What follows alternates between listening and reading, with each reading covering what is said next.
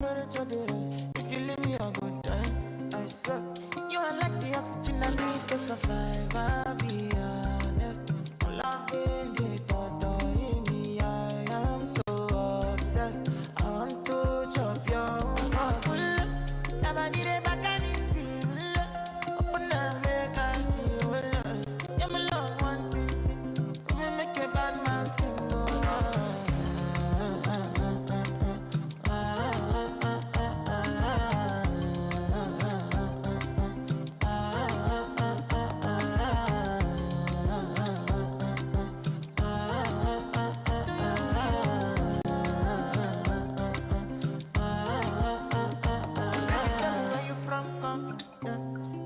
I follow come, love is silicon. I got the finish work. Without you, I could feel lose my mind. Without you, I could feel fall and die. Without you, I could give up my life. Without you, never did it back and it's real. Open up, make us feel. You me love one thing, me make a bad man sing.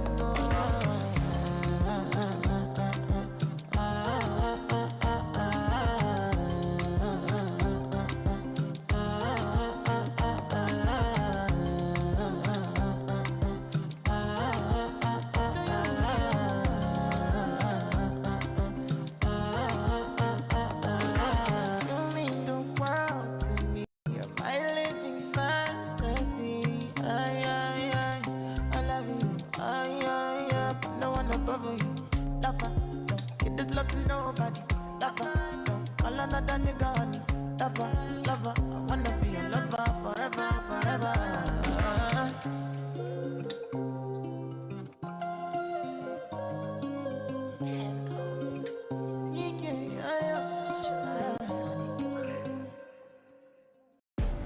Only for hot gal in the place. Them want to wind them ways. Tell them forward in a ace. But the bang bang embrace, yeah. Early money low, she get it good from she rise. But put it on so good I make she shake all she ties. Smile upon her face, me know she pleased with this eye. Come ignorant to make them gyal roll out them eyes. Go down there, wine and go down there. Go down there, wine and go down there. Go down there, wine and go down there. Go down there. Wine for your good make sweat a drip off of me body, yeah. Oh, you're full of crack and you can keep up with me energy. What a epic night of it, embedded in your memory. Little bubble up, it treat it like a felony. What you gonna do when there is nobody that do it better than this reggae guy? I can do this every morning, every evening. Have you screaming straight back to sunrise. Bang bang bang bang, yeah. Go down there, wine and go down there. Go down there, wine and go down there. Yeah, go down. Go down there, wine and go down there. Yeah, nobody fight it, just get in a the position and boss one. Forget this is your mission. Fi take a girl, man, you have the condition and boss one. Take a sip. One lose the inhibition, just start my ignition. See you swinging it and this is my ambition. We give you the legit love, make you turn and twist and me give you the speed, make you balance and grip on. Go down there, wine and go down there. Go down there, wine and go down there. Yeah, go down. Go down there, wine and go down there. Go down there. Stay down there, girl. Stay down there. My time to wine up. Let them know say that nobody can stop me shine. Caribbean girl, they never clean and refine. Girl, just make them know that you are one of a kind. All them a do it like I pop it through the night. I saw me do it like one thing you tell the woman and get me hyper. Go down there, wine and go down there.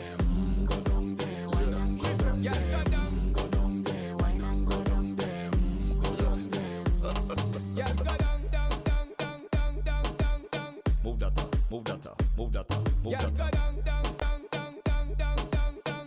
Move that up, move that up, move that up, move Yeah, that go up. down, down, down, down, down, down, down. Move that up, move that up, move that up, move Yeah, that go up. down, down, down, down, down, down, down, down. And we can handle the man. Straight up. Yeah, go down. Yeah, willful. We do it. Valencia got up on my feet, yeah. DJ, real way, yeah. Sugar like Charlie, body like Randy. Summertime. reach long time. Last punch for nobody. No, low party pool party. Whoa, me and Tony too shorty. Party kick off, not a who starty. Party kick off, not a who starty. And know it, get every girl on it. Tell them to ride like a Ducati. Now touch the road left in new 40. When me touch next door is a new party. Oh yeah, they know me money now. Inna the road past color go. Yeah, my gang is pulling up. I grade a beach to me sunroof. I be right, pan the cruising, pan the right boat. And every slip me bun bigger than a light post. A party with them in a white ghost, yeah. Pull up at the pool party. Me and Tony too shorty. Party kick off, not a who starty. Party kick off, not a who starty. And know they get every girl on it. Tell them to ride like party. Now touch the road left in new 40. When me touch next door is a new party. Yeah, my dog bring the any. Can number bring the Remy. Them girl are frost already. From them see me, them know say that stack heavy. Me haters dead and buried. Me girl them fat like Chevy. Pull them button like all in key. Me girl them pouring tree. Fake fat pussy girl them on my pouring pee. Taking tequila shot and drink some kind 19. And if I board this DJ, you know what R.I.P. The God is all I be. Is all I be. Them see man rolling clean with that Chrome 19. Dan Julio, Julio. Make some crazy things, girl do for you. I deal with them straight W. Tell everything like Zara in case they know. Yeah, nobody new party.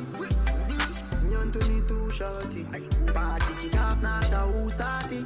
Party kick off, not a who starty. And know it, get every girl on it. Tell them to ride like a Ducati. Now touch the road left in new 40. When me touch next door is a new party. Oh yeah, sugar like Charlie, body like Roddy. Summertime, like a deer. Child tell them so we reach long time. Last punch for nobody. No, pull up at the pool party. Whoa, me and Tony too shorty.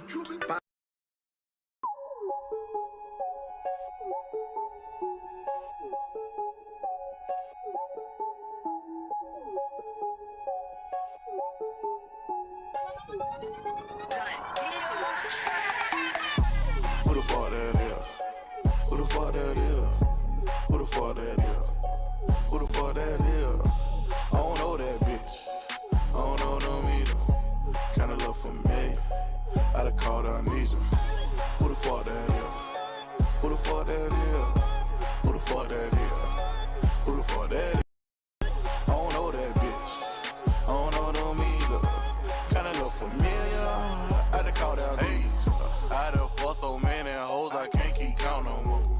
What somebody tell who hell no, he ain't got shit on dough. My neck on freeze, my wrist on glow. On high as fuck, I'm sitting low. Want your hoe, come get your hoe. I got a walking pigeon toe. America next top model, right here in my condo. Don't even know her name, I just asked her for a condom. And she look like Rihanna, her ass is like humongous. She say she love my combo, cause I kick shit like a punter. But I don't know her name, and she don't know me either. She just want the fame, I just want bomb, no teeth. Love me long time, love me long time. The reason all my days be blind days, cause this charm of mine. Who the fuck that is? Who the fuck that is? You're a genius.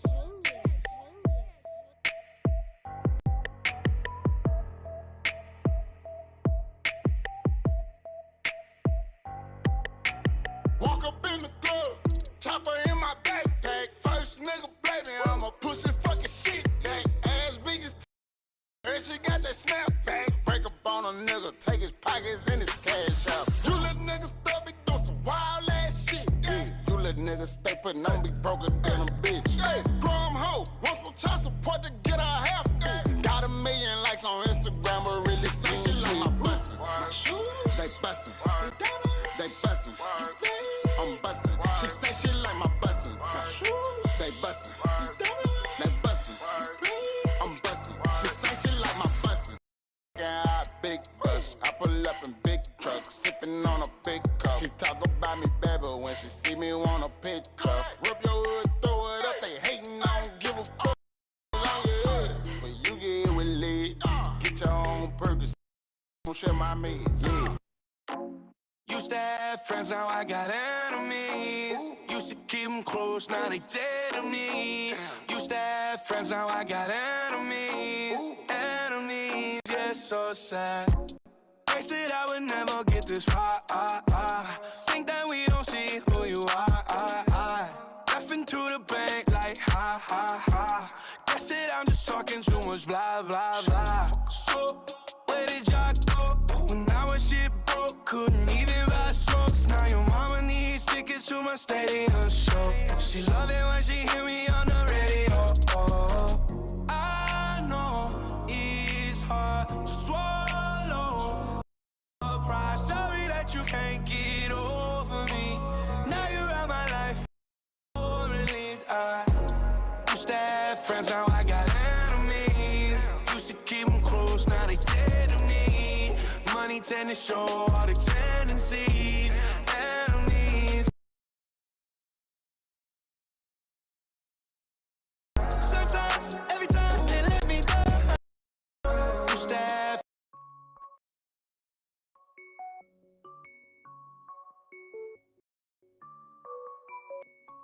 I am, bro. Never forget. Okay. I got power. I'm so groovy. I got power. That's your bitch. I just bought her. Oh, that's your bitch. I just bought her. Perks in my lip. Plain Jane. I just fucked the face. I don't know her name. Tom Brady, Tony Snow. I just backdoored your hoe. Going crazy at the drug. I just suicide my door. Candy yams in the apartment. Living life, need no. I just couldn't let me breathe. BBS is on my sleeve. Purr my codeine. Blind your eye with my ring. You ain't never gonna see me. I can Stella than McCartney. High fashion. John Madden. Bisex. No relation. Bought the jet. 60K. Austin Powell. MIA. Steve Cigar. Hard to kill. Stuff cigars. Hide your broad. She Photoshop. I'm photogenic. I just bit the bit. Hit the U-turn. Serving rocks. Made it to the top, Fuck going pop, I'm so groovy. I got power. I'm so groovy. I got power. That's your bitch. I just bought her.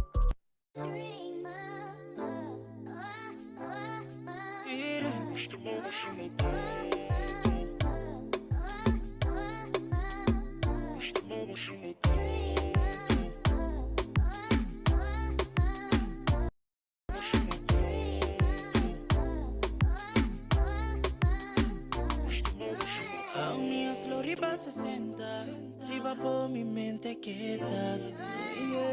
Mi corazón está llena, bota sinta diferencia. Ta bota mi dream girl, es un comita feel bad. Bota la que me feel safe, ta vosotras parece te. Ta bota mi dream girl, es un comita feel bad. Un comita feel safe. So me get y ya bota mi dream girl.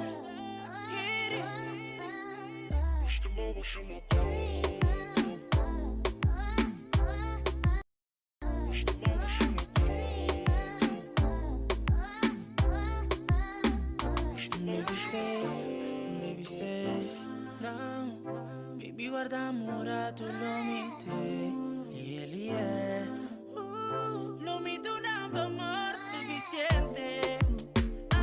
Baby say mami ta bota mi dream girl. Ta vosotras parece mami ta voso mi dream girl. No te soco mi ta feel como mi ta feel safe. Ay vosotras voso mi que ya bota mi dream girl.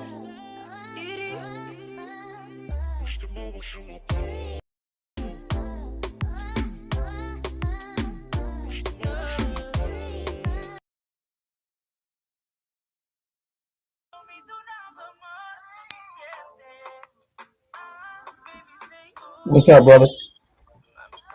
Yo, bro, what's good? What's good with you? I ain't doing nothing. I'm just messing around on this. Laptop for a second. I need to get a restream. I only got StreamYard. Keep trying to tell me to get StreamYard. Yeah, StreamYard pretty good for the feature I got, but this look like it's dope. Yeah, you could do a couple things with it. I think they actually adding some more stuff to it. So I'm actually have both programs or whatever. I'm just getting the What's studio. up, brother? going. Okay. Yo, bro, what's good? You got a what you in the background? I ain't doing nothing. I'm just messing around on this. Is that me? I need to get a restream. StreamYard. It looked like it's playing through your what's the name? How do I stop that? Yeah, StreamYard pretty good.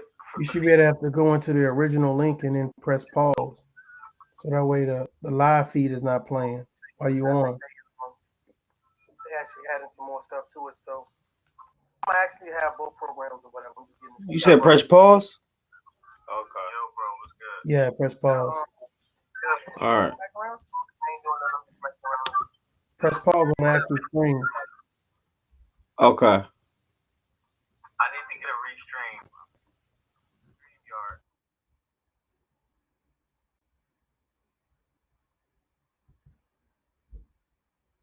It sounded like you did it. Let me see if I can bring you up on the screen.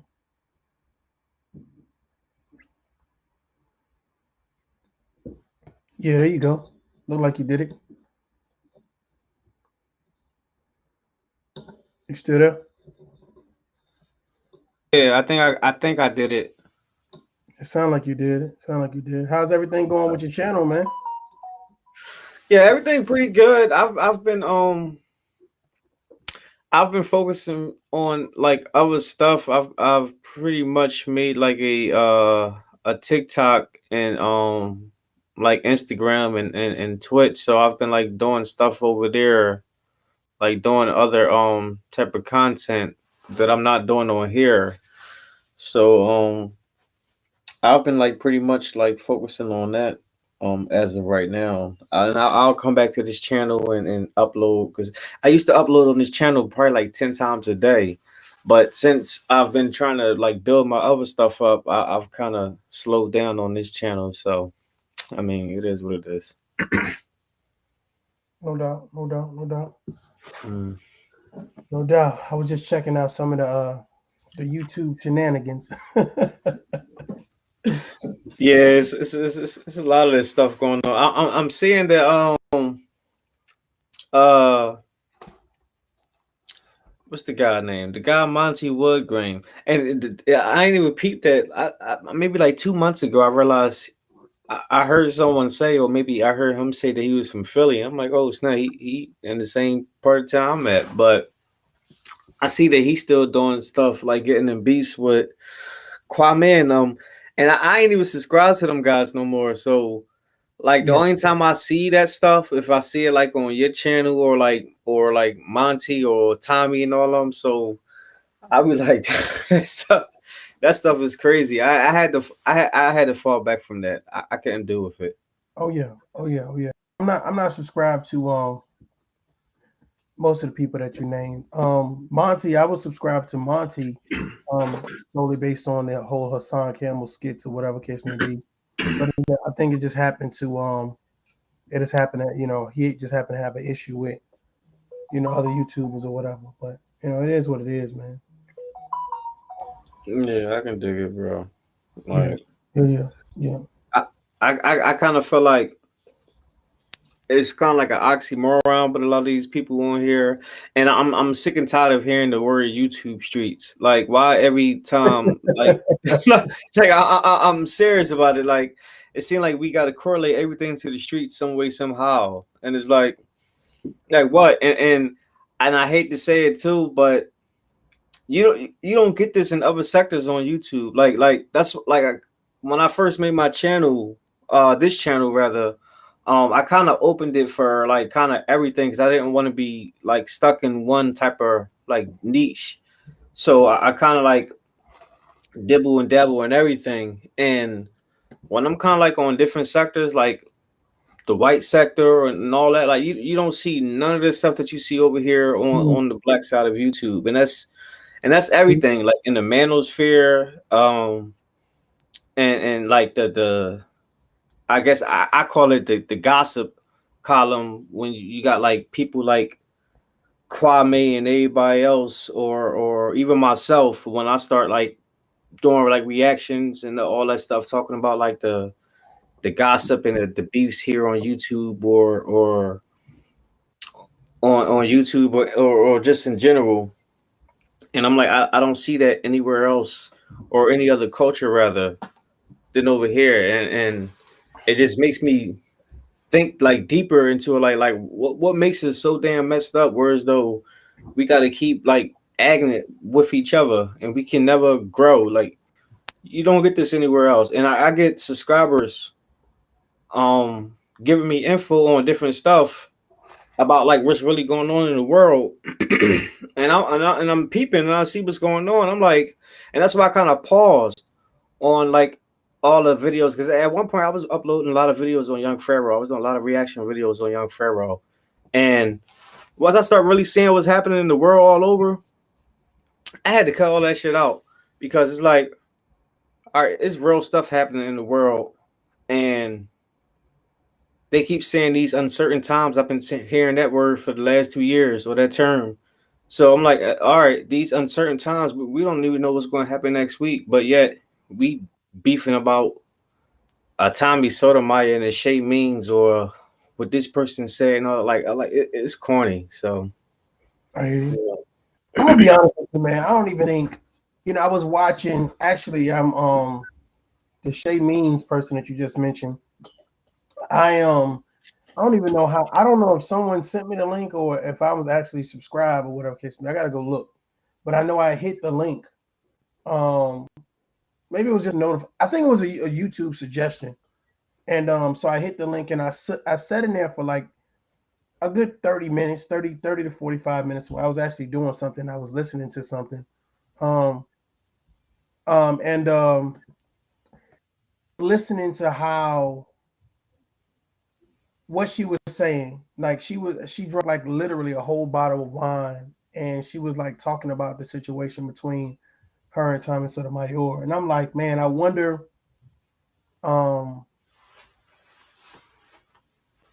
like these people, and it's crazy because I actually seen some people that was in my chat over there, and they were just like, calling people names and just doing a whole bunch of stuff, man. So I really, to be honest with you, I was literally sitting here and kind of doing what it is that you're doing in reference to, what direction do I need to take my channel in? Because it's not even a beef, man. It's not even about beef. Right now, it's about who is going to do something outrageous.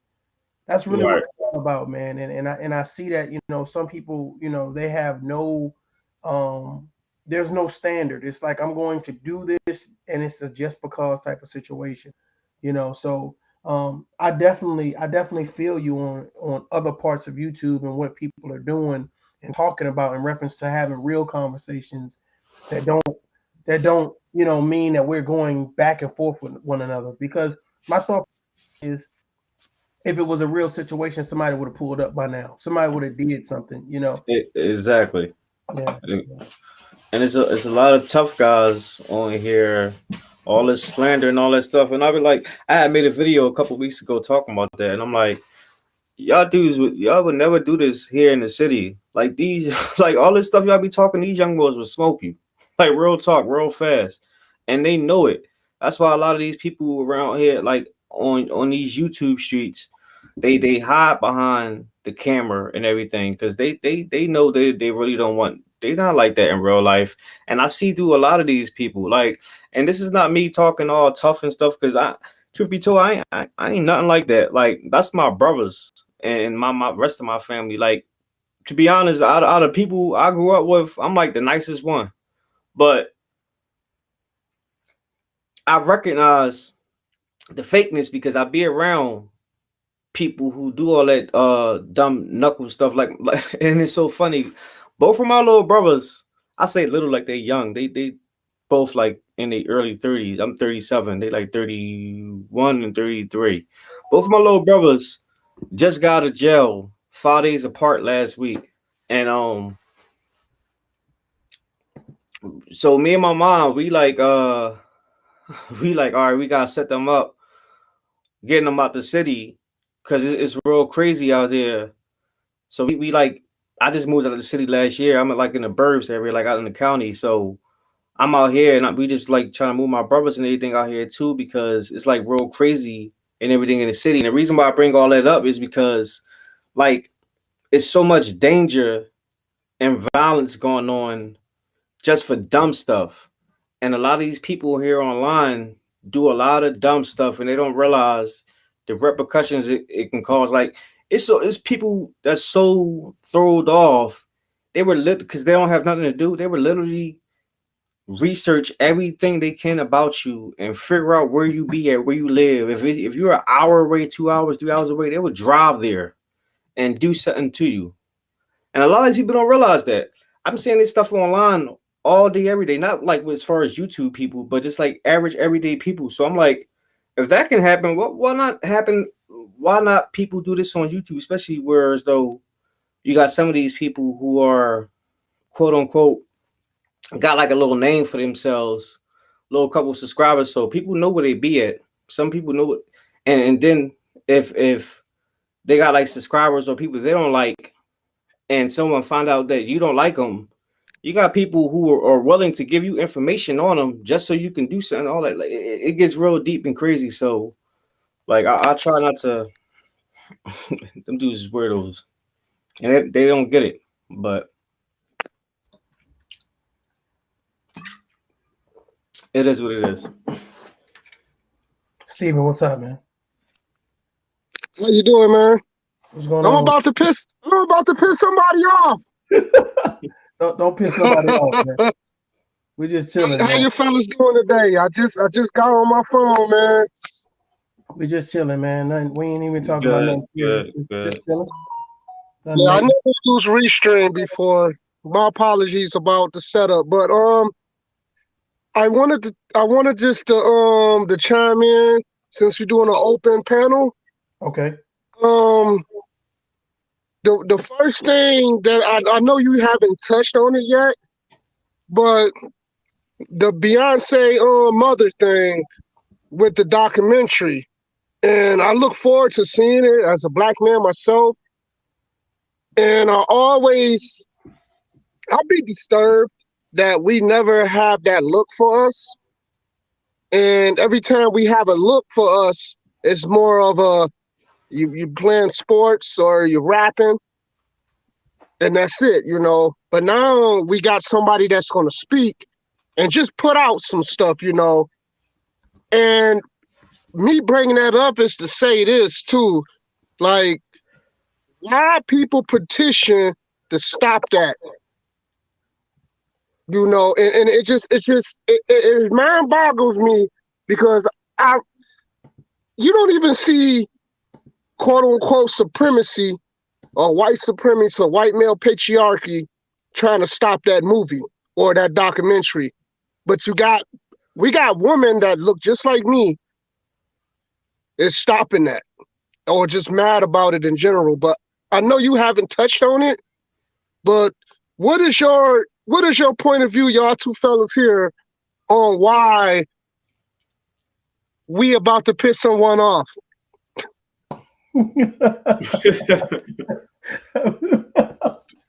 Hey, bro, I haven't been following the Beyonce Knowles situation, so I have to look at that. I will have to look at that and see what is actually going on. I heard something about it, but I haven't really paid attention. I'm not, there are some people that are very. I've seen so many fanatics on social media. Maybe I just haven't paid attention, but I know that Beyonce and everything surrounding Beyonce is kind of fanatic-ish. And Mhm. so I know anything that's surrounding her mother or father or Jay-Z or her children is definitely going to be fanatic-ish. So I really haven't paid attention to it. But I mean, if you have information about the documentary, I mean, feel free to to tell us about it. You know what I'm saying? And we can have a conversation from there. But I haven't seen anything long enough to speak on it. Oh, Neither have I. I me haven't either. heard of it. Yeah, I think the documentary, I don't know if it's out now or it's about to be out within a month or so. But the documentary is about, I think they got like 6 different parts, and each one is just about the stereotype of a black man. So I don't know exactly the exact titles for each part, but when I heard somebody talking about it yesterday, I was just like, oh yeah, that need to be talked about. And I'm glad somebody with that type of notoriety and fame can really put that out there. My disgust of it is how black women is pretty much saying we don't want to see that, we don't want to hear that. Why you being a pick me and all this stuff. But we sat here for about 15 years and all we heard about is our girls, black girls rock, black girl magic. I never heard no man say, call BT and say, petition and say, hey, we don't want to hear about no black girls. Right. But it's just it's disturbing, I would say. And it just makes it makes you feel when you out and about in the world that people that look like you don't even like you, they don't even care for you, and they want to see your downfall. Well, can I chime in right there on that? Because for me to piggyback off that, I talk about that all the time as far as just like people like there's lots of people who argue about men doing this, women doing that. And as I'm going along, like all right, if I can be transparent, like I've someone who revered myself like red pill, manosphere. So I think when I first got into that sector, I was kind of just like everybody else who kind of found it. I was someone who was like looking for answers and all that stuff, like Wild Night Scots finished last, blah blah blah. And I think a lot of dudes kind of get caught up in it, kind of. If you think about it, it's kind of like how when females got caught up in the feminist movement. Like females were happy to realize that there's like a backing behind them, people that support them and all that stuff. So then when you got like the red pill community and like people like Kevin Samuels and O'Shea Du Jackson and all these other people coming out, you got a lot of dudes coming out happy because they never felt that support before. But I'm realizing that it's not just men or women, it's just people in general. Like people are just wicked, people are evil. And a lot of times people get lost in these categories, in these groups. And I'm starting to see that it's not just about groups, it's just about us. If you want to be a better person, it starts with you, man or female. So, I mean, that's just my take on that. It's good to be up here with some like-minded fellas up here. But yeah, I like when you do the open discussion, man, because we can always talk about other stuff. I'm not gonna pretty much bring up the Russian stuff because that stuff is so early in the game, and plus I don't know too much on it. But I did wanted to touch that, and then I wanted to touch the what they call it, the get along game, and how people use that term when in fact that they are a part of the get along game. And my thing is this: when it comes to YouTube and stuff like that, because I've been just looking for years. Like you started off, I started off listening to 363 Black Magic and all that, the Zaza Ali and on the Professor Griff. Like I lived off that working third shift at the hotel. I used to sit there and listen to a lecture 3-4 hours. But yeah, we all grew from that. But like tough love, I see what you tried to do in the past with people arguing and talking stuff. And then I seen certain people that you can't even talk to like we talking to right now without them raising their voice.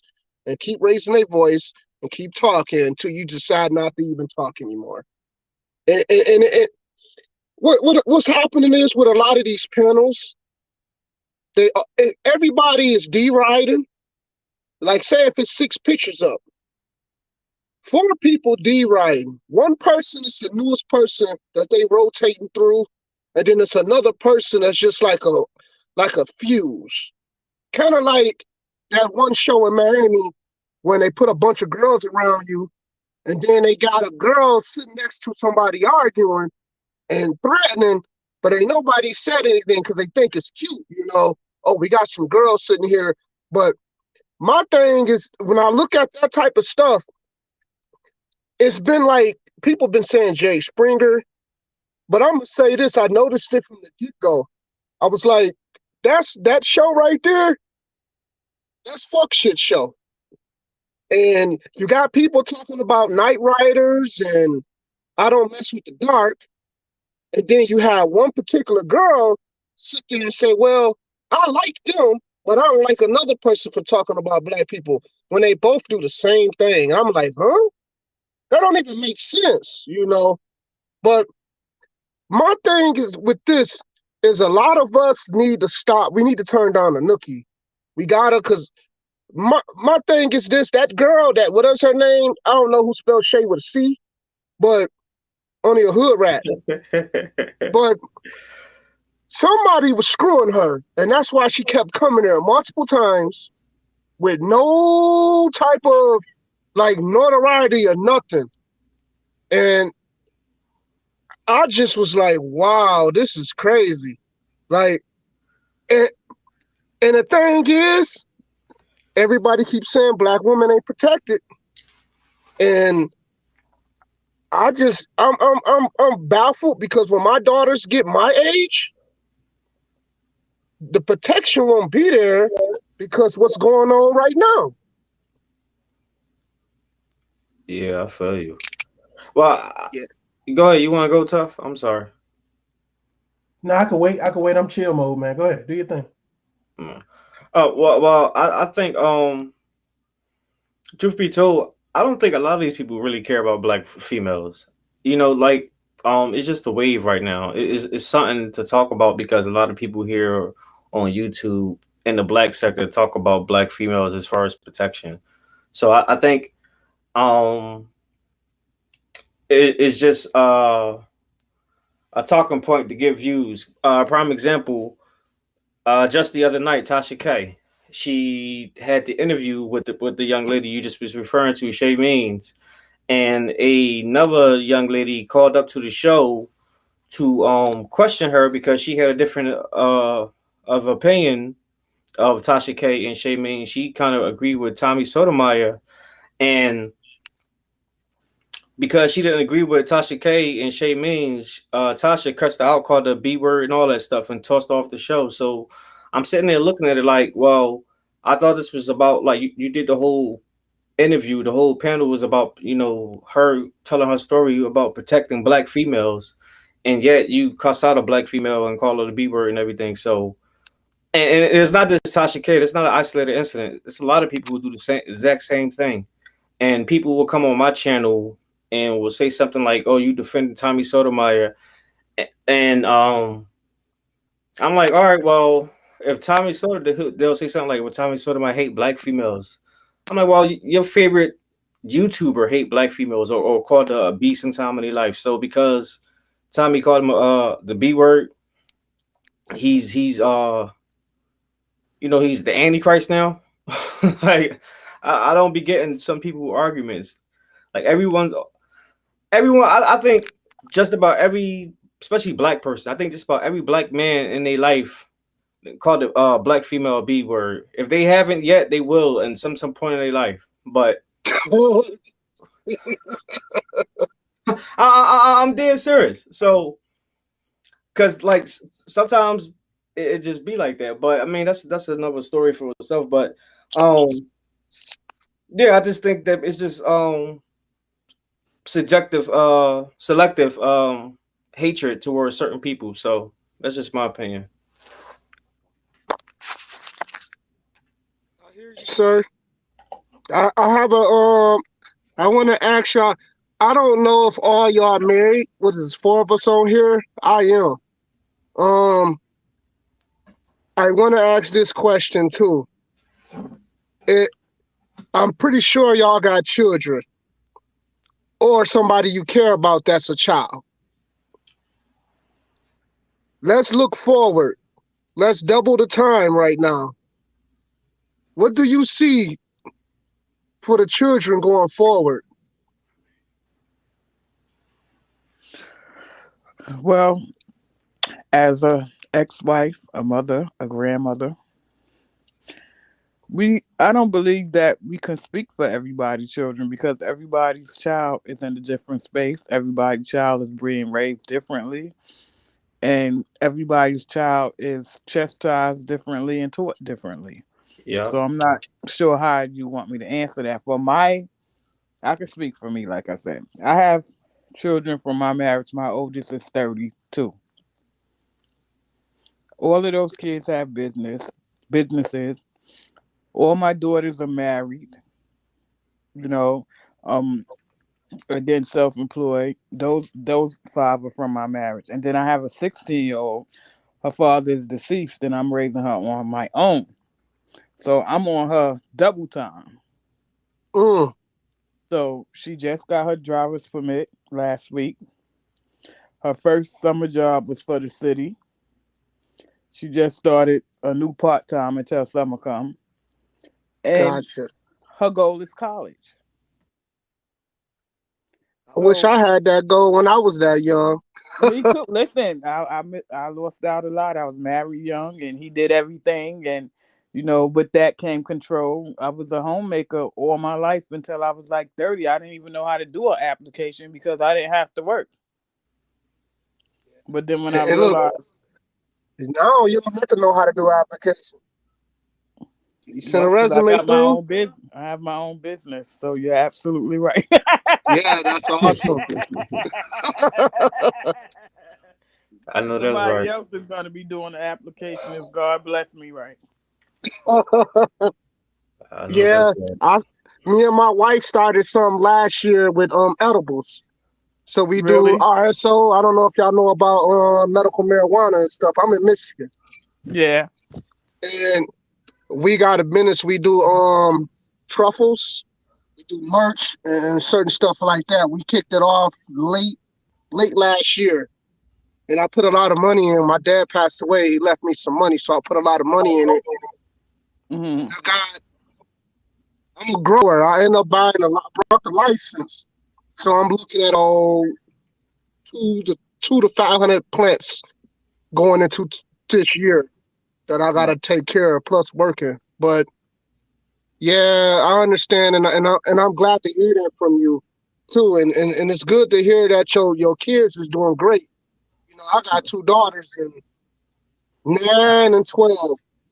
I have one son. I'm sorry. My son, I break down when I see the growth of them, and yeah, I seen them pop out the cooch. I cut the umbilical cord. I seen the blood. I seen it all. So I was there when they was crying, talking about this is hard to do. Oh, this is hard. What is this? How do you write this sentence? All the way into now, the school saying your daughter's a top 100 student in the school district. She's on the honor roll. I'm doing this by myself. And look, the thing is too, I watched the growth. I never had an A. The only time I had an A was in football class. So I never had an A. If people look at my transcript, it's D, D, D, D, C, C, D minus, D minus, D minus, a bunch of E's and incompletes. Wow. Not because I was stupid, just because I was misguided. Mm-hmm. Yeah, so it kind of fits that way. But yeah, I was bringing that up to say about the future of the children. Yeah, everybody is raised different. But when it comes to our children in general, like black children, Mm-hmm. gotta be taught different. And to top it off, especially if like my kids is mixed, Mm-hmm. you know, so I really have to push in who I am and talk to them about that completely. You know, because it's hard because they can sit there and then in Papa house and it's just white people and they loved and affection, and then they can go elsewhere and see the same type of people and it's a different problem. So yeah, we sit there and talk, but like I said, 12 and 9, I got a long way to go. I understand because my kids from my marriage, I'm originally from Brownsville, Brooklyn. So the kids from the marriage, the older children, they're from Brownsville. And then my 16-year-old, she's born and raised in Jersey. So the grown kids, when they come visit, and they like, Mom, what's she looking at? I'm like, yo, we don't do that over here. You feel me? And then I got the 16-year-old. She's like, Mom, I don't want to hurt nobody, but they pissing me off. This like the third, like she'll give you a chance. But the other kids, it's on. They're gonna call all 5 of them and they coming through. But it's different. It's different. They were raised with me and the dad. The dad was, a street dude in the beginning, but as they grew, that he had his business, and then everybody followed behind him. And again, with her, it's just me, and so I just try to, do the best I can. I don't right now I'm single because she's the age where people can't be in and out of here. You know what I mean? If you ain't here for the long haul, you can't come here. And so I'm careful what I put around her. I'm careful with the conversation she hear. She's been on the honor roll all her life. I'm a PTO member at the school. So I'm involved a lot. And sometimes I have to tell her, well, Maya, with something going on with her friends, I have to tell her. But, maybe you can tell them, something different. Or I would get on her about staying on that honor roll. And she said, well, nobody else is. And I said, ho. Well, have you spoken to them about wanting to do better? So I try to teach her that she could be a leader and teach somebody that you could be on the honor roll and do all those things and still have your fun. Yeah. That's how I go. It's all in what you plan on them and how you teach them. But we can't teach everybody kid hands on. That's the thing. But if we plant one of our own out there, maybe they could grab one or two. Yeah, this goes back to what I was saying about the children. And I know you said everybody's raised different, but I'm going to go back and say it again. As a black children, it should be, as us as black people in general, this is my thinking of it. Mm-hmm. We should have basics of what we teach our kids. And it's not, you used to be a slave and this person used to be better than you. And because I was raised and born in Pontiac, Michigan. A lot of y'all would say that's Detroit or whatever, it's the hood. But all I knew as a kid was I wasn't nothing. I was a slave, Harriet Tubman, Martin Luther King. Hey, you want to talk like Martin Luther King, but then you look on TV and then all I seen was Tupac, Snoop Dogg, and Dr. Dre, and all that type of stuff. That's early 90s, mid 90s. Right. And then the Master P era came through, the Hot Boy stuff. So that's what I seen. Mm-hmm. But I'm sitting here thinking because I want my daughters to be married. And I'm looking and I'm like, if these boys is being raised like this, man, oh my God, I don't know what to do. I'm scared for my little girl. I'm serious. Yeah, like they're honest to the point where you gotta tell your kids, hey, don't worry about getting married young. Don't worry about doing all that. You need to go. We used to say go get your education. It's not even about that no more. It's about knowing how to read and write and comprehend and do whatever you want to do in life. Mm-hmm. Even with my little girl, we had, when they growing up and you teaching them to wash and bathe and things like that. And we had a conversation, and I would say to her, you know, when you grow up, no man don't want no dirty girl or whatever the case. And she was like, no, you have to tell them. They have to keep themselves clean. Nobody, I mean, they'll Yep. take it and talk about you. Yeah. Hey, So look, she my would say daughter to me, today, she would say to me, my she daughter would say today to was me, smelling like a bag of onions. I go in the dang old room. yeah, She's she's sitting there serious. So playing she what they would, call it, yep. Roblox. I smell. I'm like, I said, you need to jump in the shower. She said, I know. She ended up jumping in the shower right away because she know Yeah. I get mad, you know, because that like what you just said, I say it. I said, nobody want to be smelling no smelly cuckoo. That's what She I said, say. I say cuckoo. she said, I ain't having no boyfriend. I'm having a husband. I said, I'm going to hold you to that. Yeah, it's amazing though when it comes to the girls. I know you, Mr. Tough Love. I seen you post a little girl up. So I don't know if that's your daughter or your niece, but I know. Even with my son, we all got one. I can't sit here and say all my children. I have a son. My son is a music artist. I do not promote him because I'm a mother. He has sisters and he has nieces, and we're not whores and sluts. Yeah.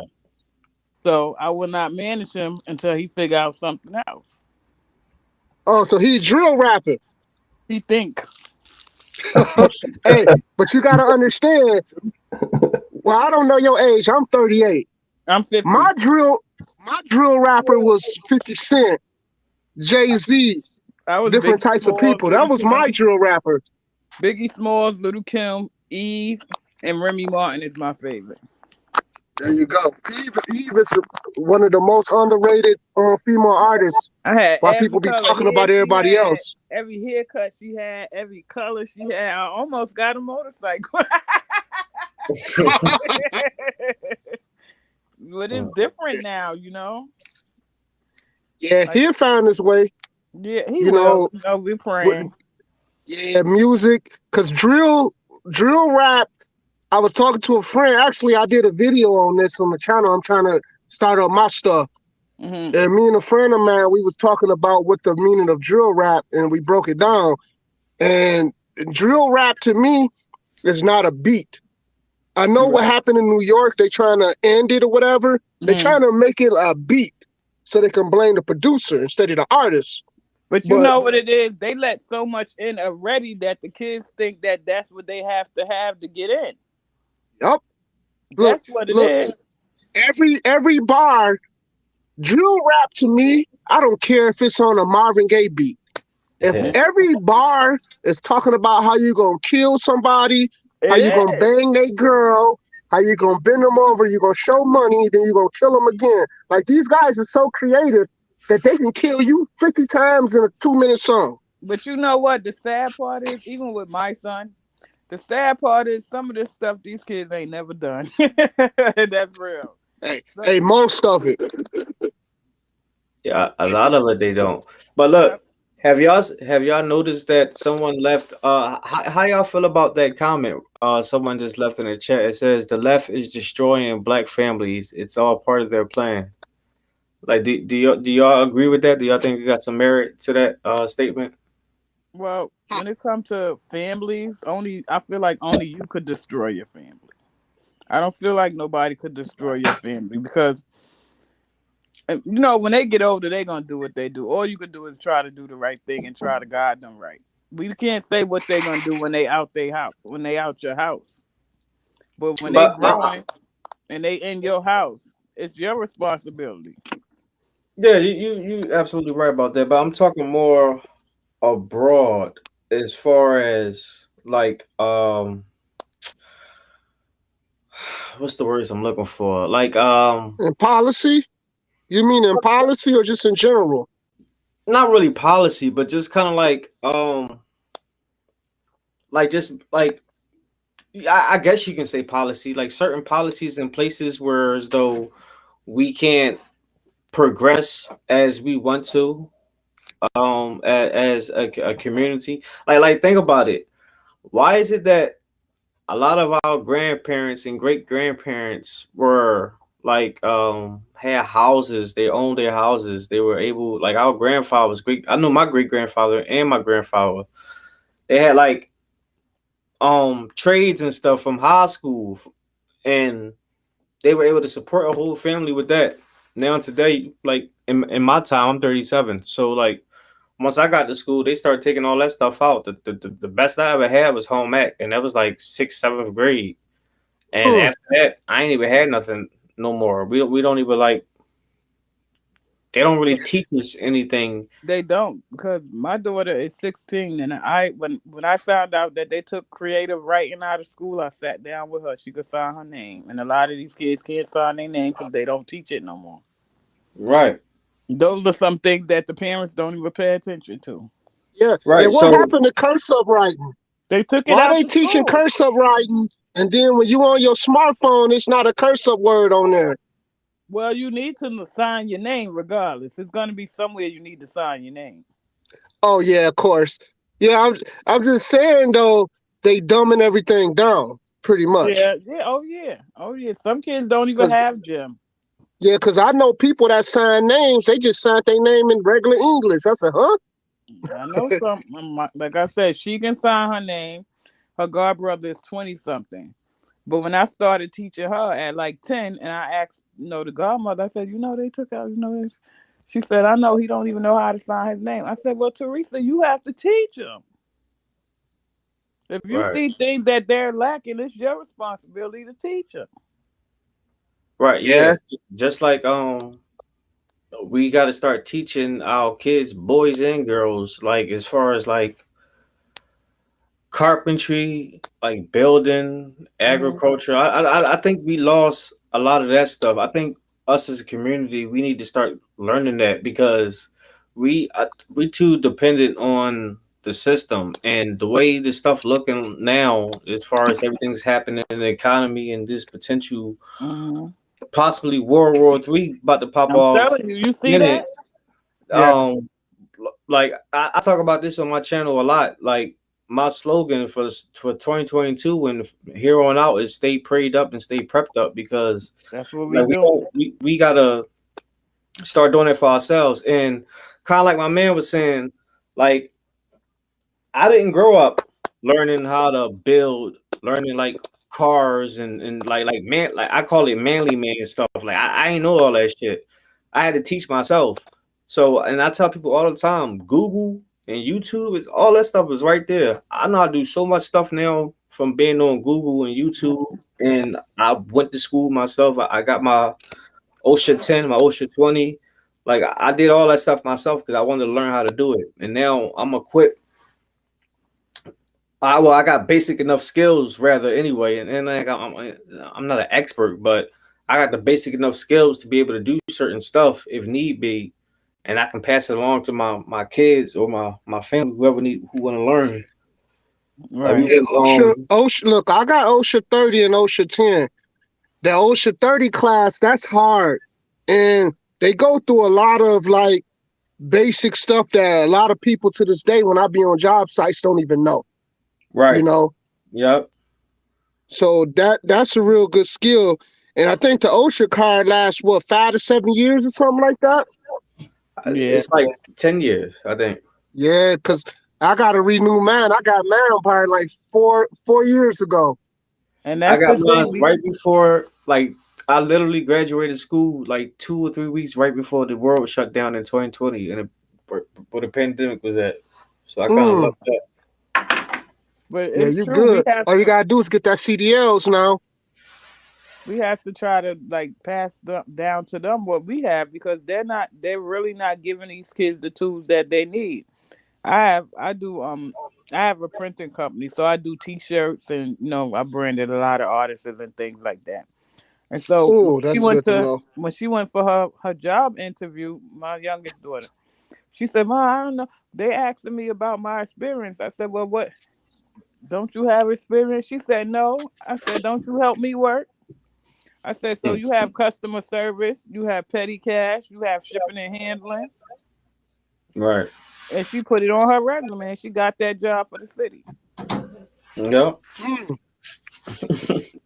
Yes, you do got experience. You got a lot of a lot of times when I used to work, I used to fake it till I made it. I ain't gonna lie, like I'm like I started off like doing like warehouse work. I think I was 15 years old, and my next door neighbor, they needed help, so he was like a manager at this expo center out in Fort Washington, and he got me the job there with them, and that shit was so damn hard, but it kind of helped me with let's like just doing hard work. But when I got tired of that, 'cause that was like 99 or something like that. I think 99, 98. Okay. And then Was it labor hard though? Was it labor hard or mental hard? At the time it was labor hard because I was like they was teaching me how to use forklifts and shit. Like I started using forklifts like maybe like 2 or 3 months in and all that stuff. So and I ain't know nothing.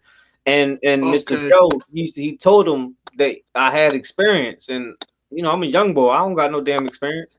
So, I used to have to fake it till I make it. And then I used that same strategy just going on like with different types of jobs I had, just going in like not with no experience, but told them I had it, and just watching people on the job, watching what they doing, and then now I'm just like real good at doing stuff. But I kind of got like my own construction business. I started in 2020, so I'm like, that's kind of like doing real well now. I'm doing that. That's good. And I'm what state you in, sir? I'm in Philly. Yeah. Yeah, you're not close to me. I'm finna say we can put some stuff in. Yeah. Yeah, I got a CDLA. I got every endorsement. I got hazmat, I got bus, double, triple tanker. Wow. I got everything. Only thing I had to do if I want to ride a kid bus, I had to go take the kid bus test. But besides that, I do got the OSHA 30. I got OSHA 10. I got CPR, first aid training, hazmat awareness. I'm trying to think. I got a whole bunch. I had a whole bunch of stuff. You know, but a brick lot of times we mason. have skills we don't even know we have. Yeah, I got the cars to back them up. But my downfall was 4.5 years ago. After I came from Oklahoma, I got back in Michigan, and I ended up from Oklahoma. It was like a $1.5 million job that they got kicked. The company got kicked off the site because of me. And I jumped in a company vehicle with a fuel cell in the back. I went to go eat the gas station. I came back. This was in Cushing, Oklahoma, the oil rig. I came back with a state truck. It's a regular truck with the thing in the back. And the fuel cell hose bust because whoever loaded that truck, they put a degreaser on top of the fuel cell and it ripped. And diesel went all over the job site. And I mean, if I wouldn't drove that car and somebody else got in, then it would have happened to them. But unfortunately, I was running a vac truck, sucking oil. I was hungry. It was lunchtime. And I said, let me go grab one of the other company trucks and go get something from the gas station. And that happened. And ever since then, that was an Enbridge project. So now Enbridge, like through Michigan, they got a lot of stuff with the Enbridge. They won't touch me because them white dudes back in Oklahoma, they end up writing me up. Like every day they was writing me up for not using proper gloves. They was mad because I was an operator and I wasn't in the thing getting oil all on me, and I spent half my day going from Cushing, Oklahoma to Oklahoma City, or I was going to Stillwater. And where Cushing, Oklahoma is at, that's an hour drive each way. Right, I was going to say that's a long ass flight. Yeah, hey, 2 hours driving, spend an hour dumping the oil out, spend another 40-something minutes cleaning out the tank. Hey, two trips. That's already an 8-hour day. Wow.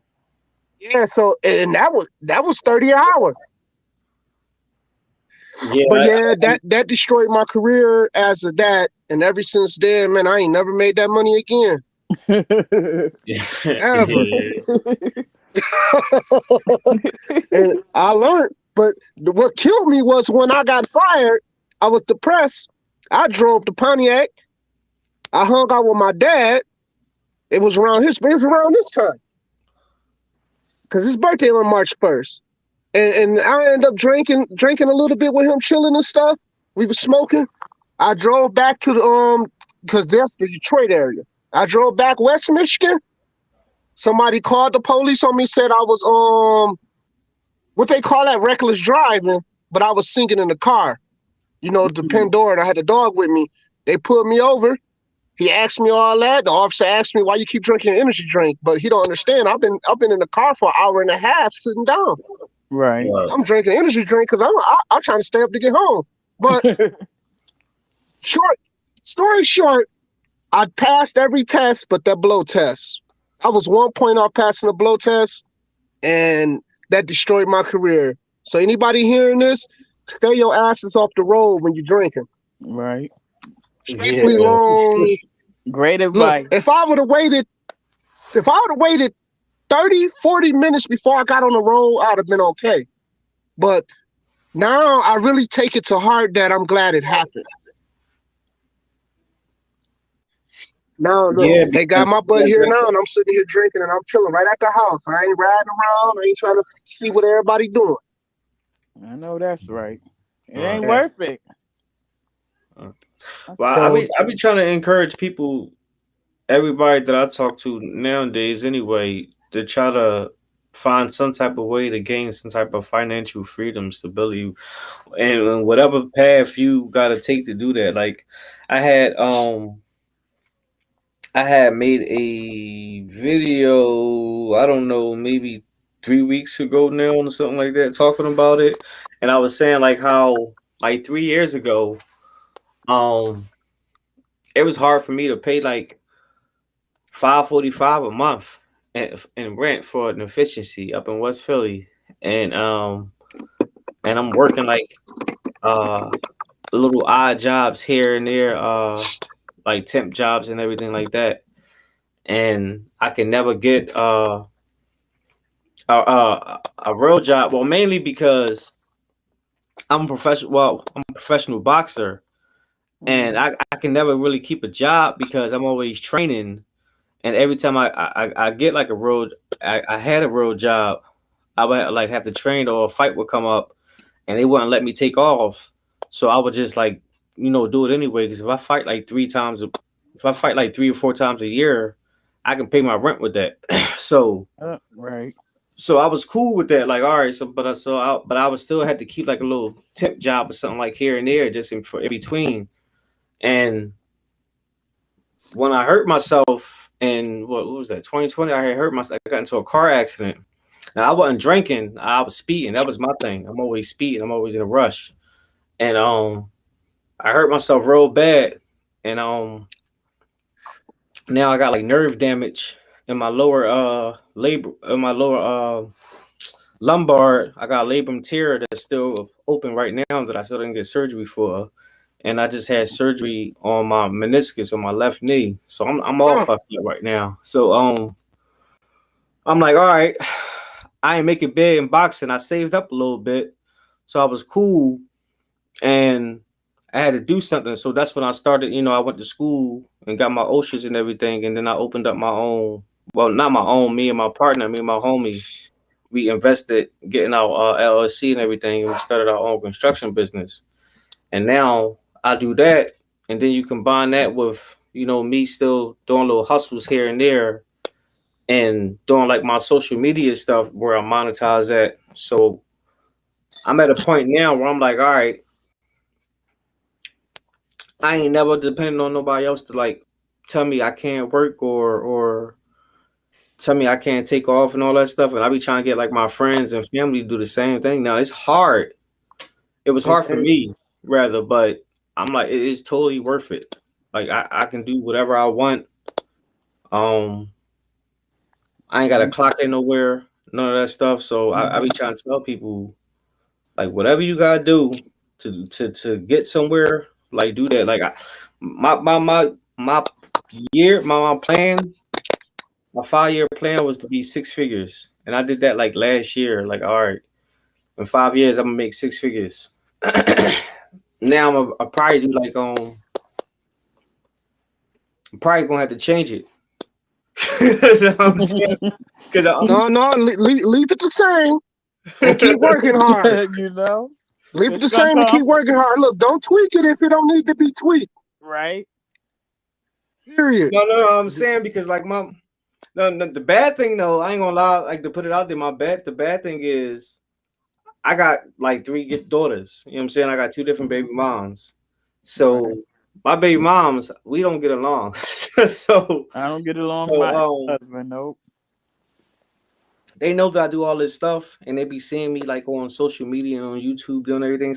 So in their head, in their mind, I'm like rich. Because they seen, like I just said, like 3 years ago, I was struggling, and now I'm out the city. I'm chilling in the burbs and stuff. So they like, what this motherfucker? Like, what are you doing? So they like, now I'm paying like all this damn money a month for all 3 daughters for child support. So and I bring that up because like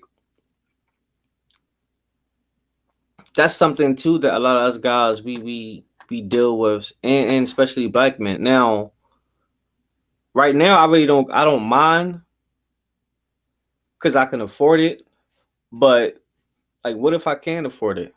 You get what I'm saying? And a lot of us always not against it, but with my ex-husband, I just never did that because I feel like if you go to court and the judge grants you whatever, right? And I'm like, you giving me $300, but if I just let him do what he needs to do, he's buying Christmas. I don't have to buy school clothes. I don't have to do none of that. So it wasn't a lot of these women. They want the money to touch their hand, and that's the problem. Yeah, that's true. I just allowed him to do what he needed to do, and that was it. See, but you say you like how you say you like 50, right? I'll be 50 in October.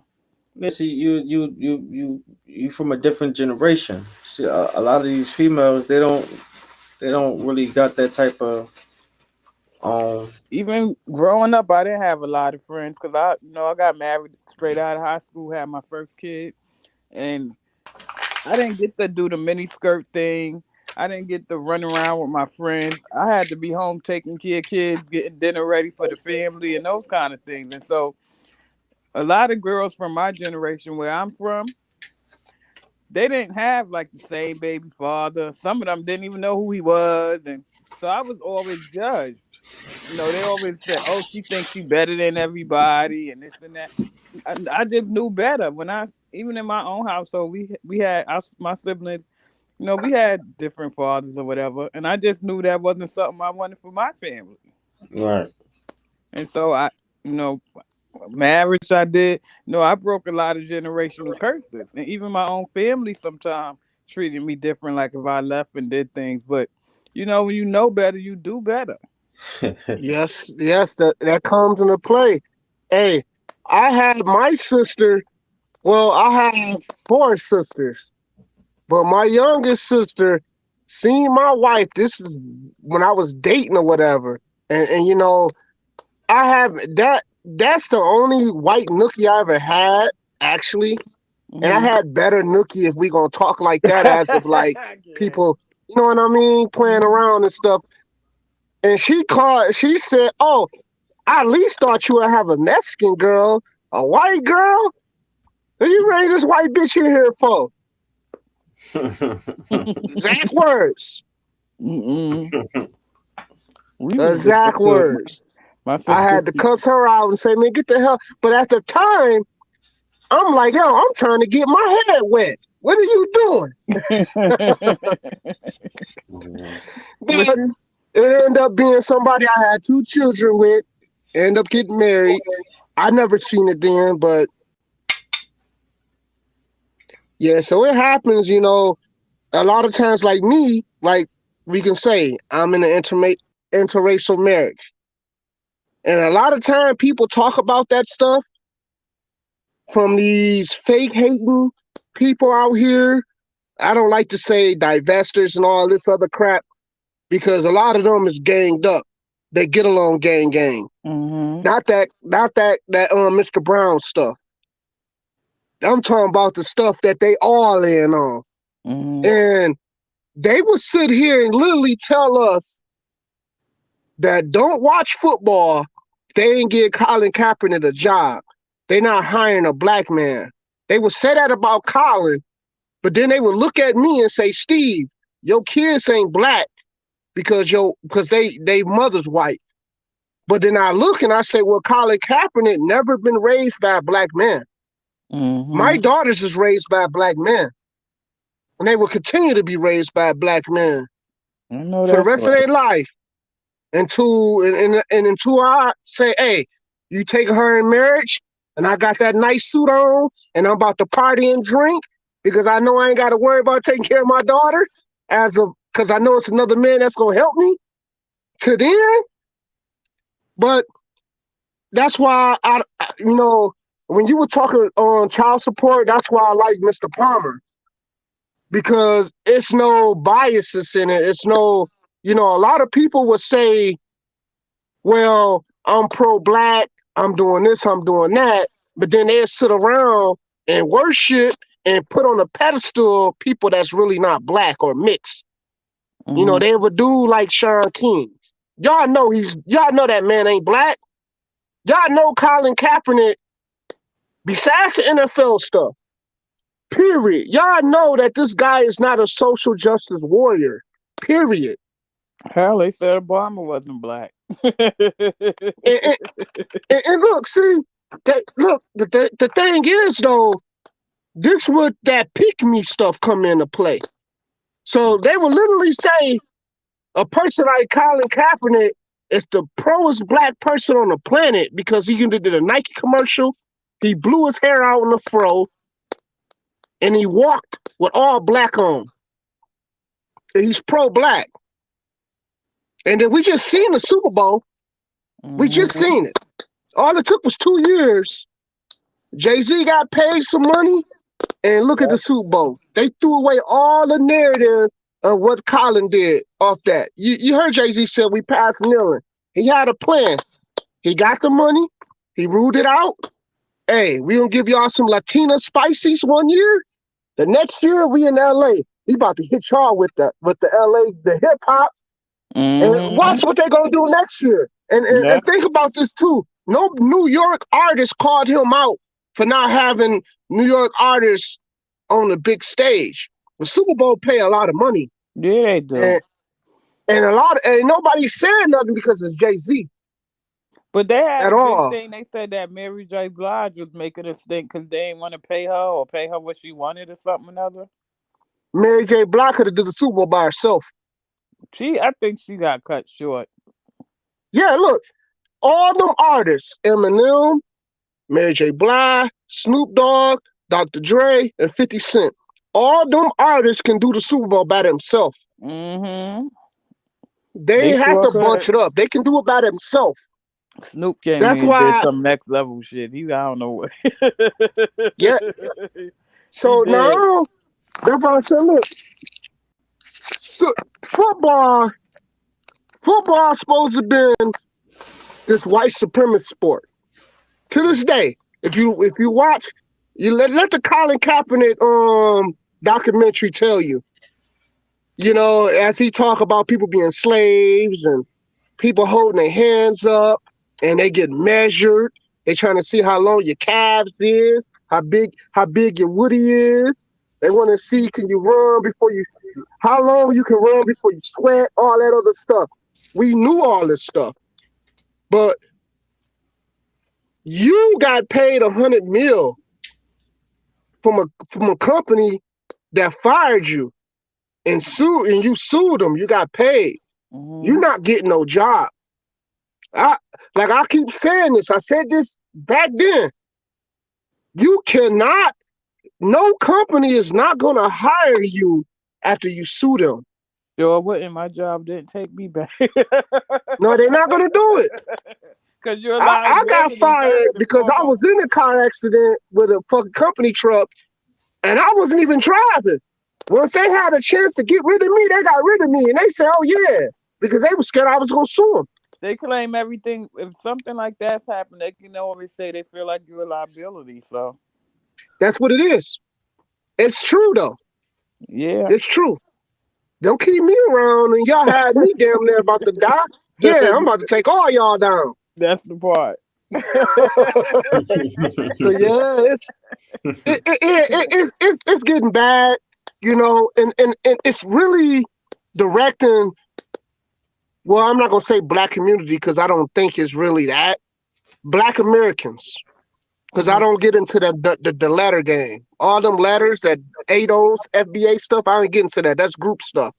But Black Americans, like black people, African Americans, whatever you want to say, yeah, we got a big problem, and it's starting with us. Like, ain't no talking about the woman single, raising single man, and ain't about no man out here pumping and dumping and all that. No, it's all simple shit.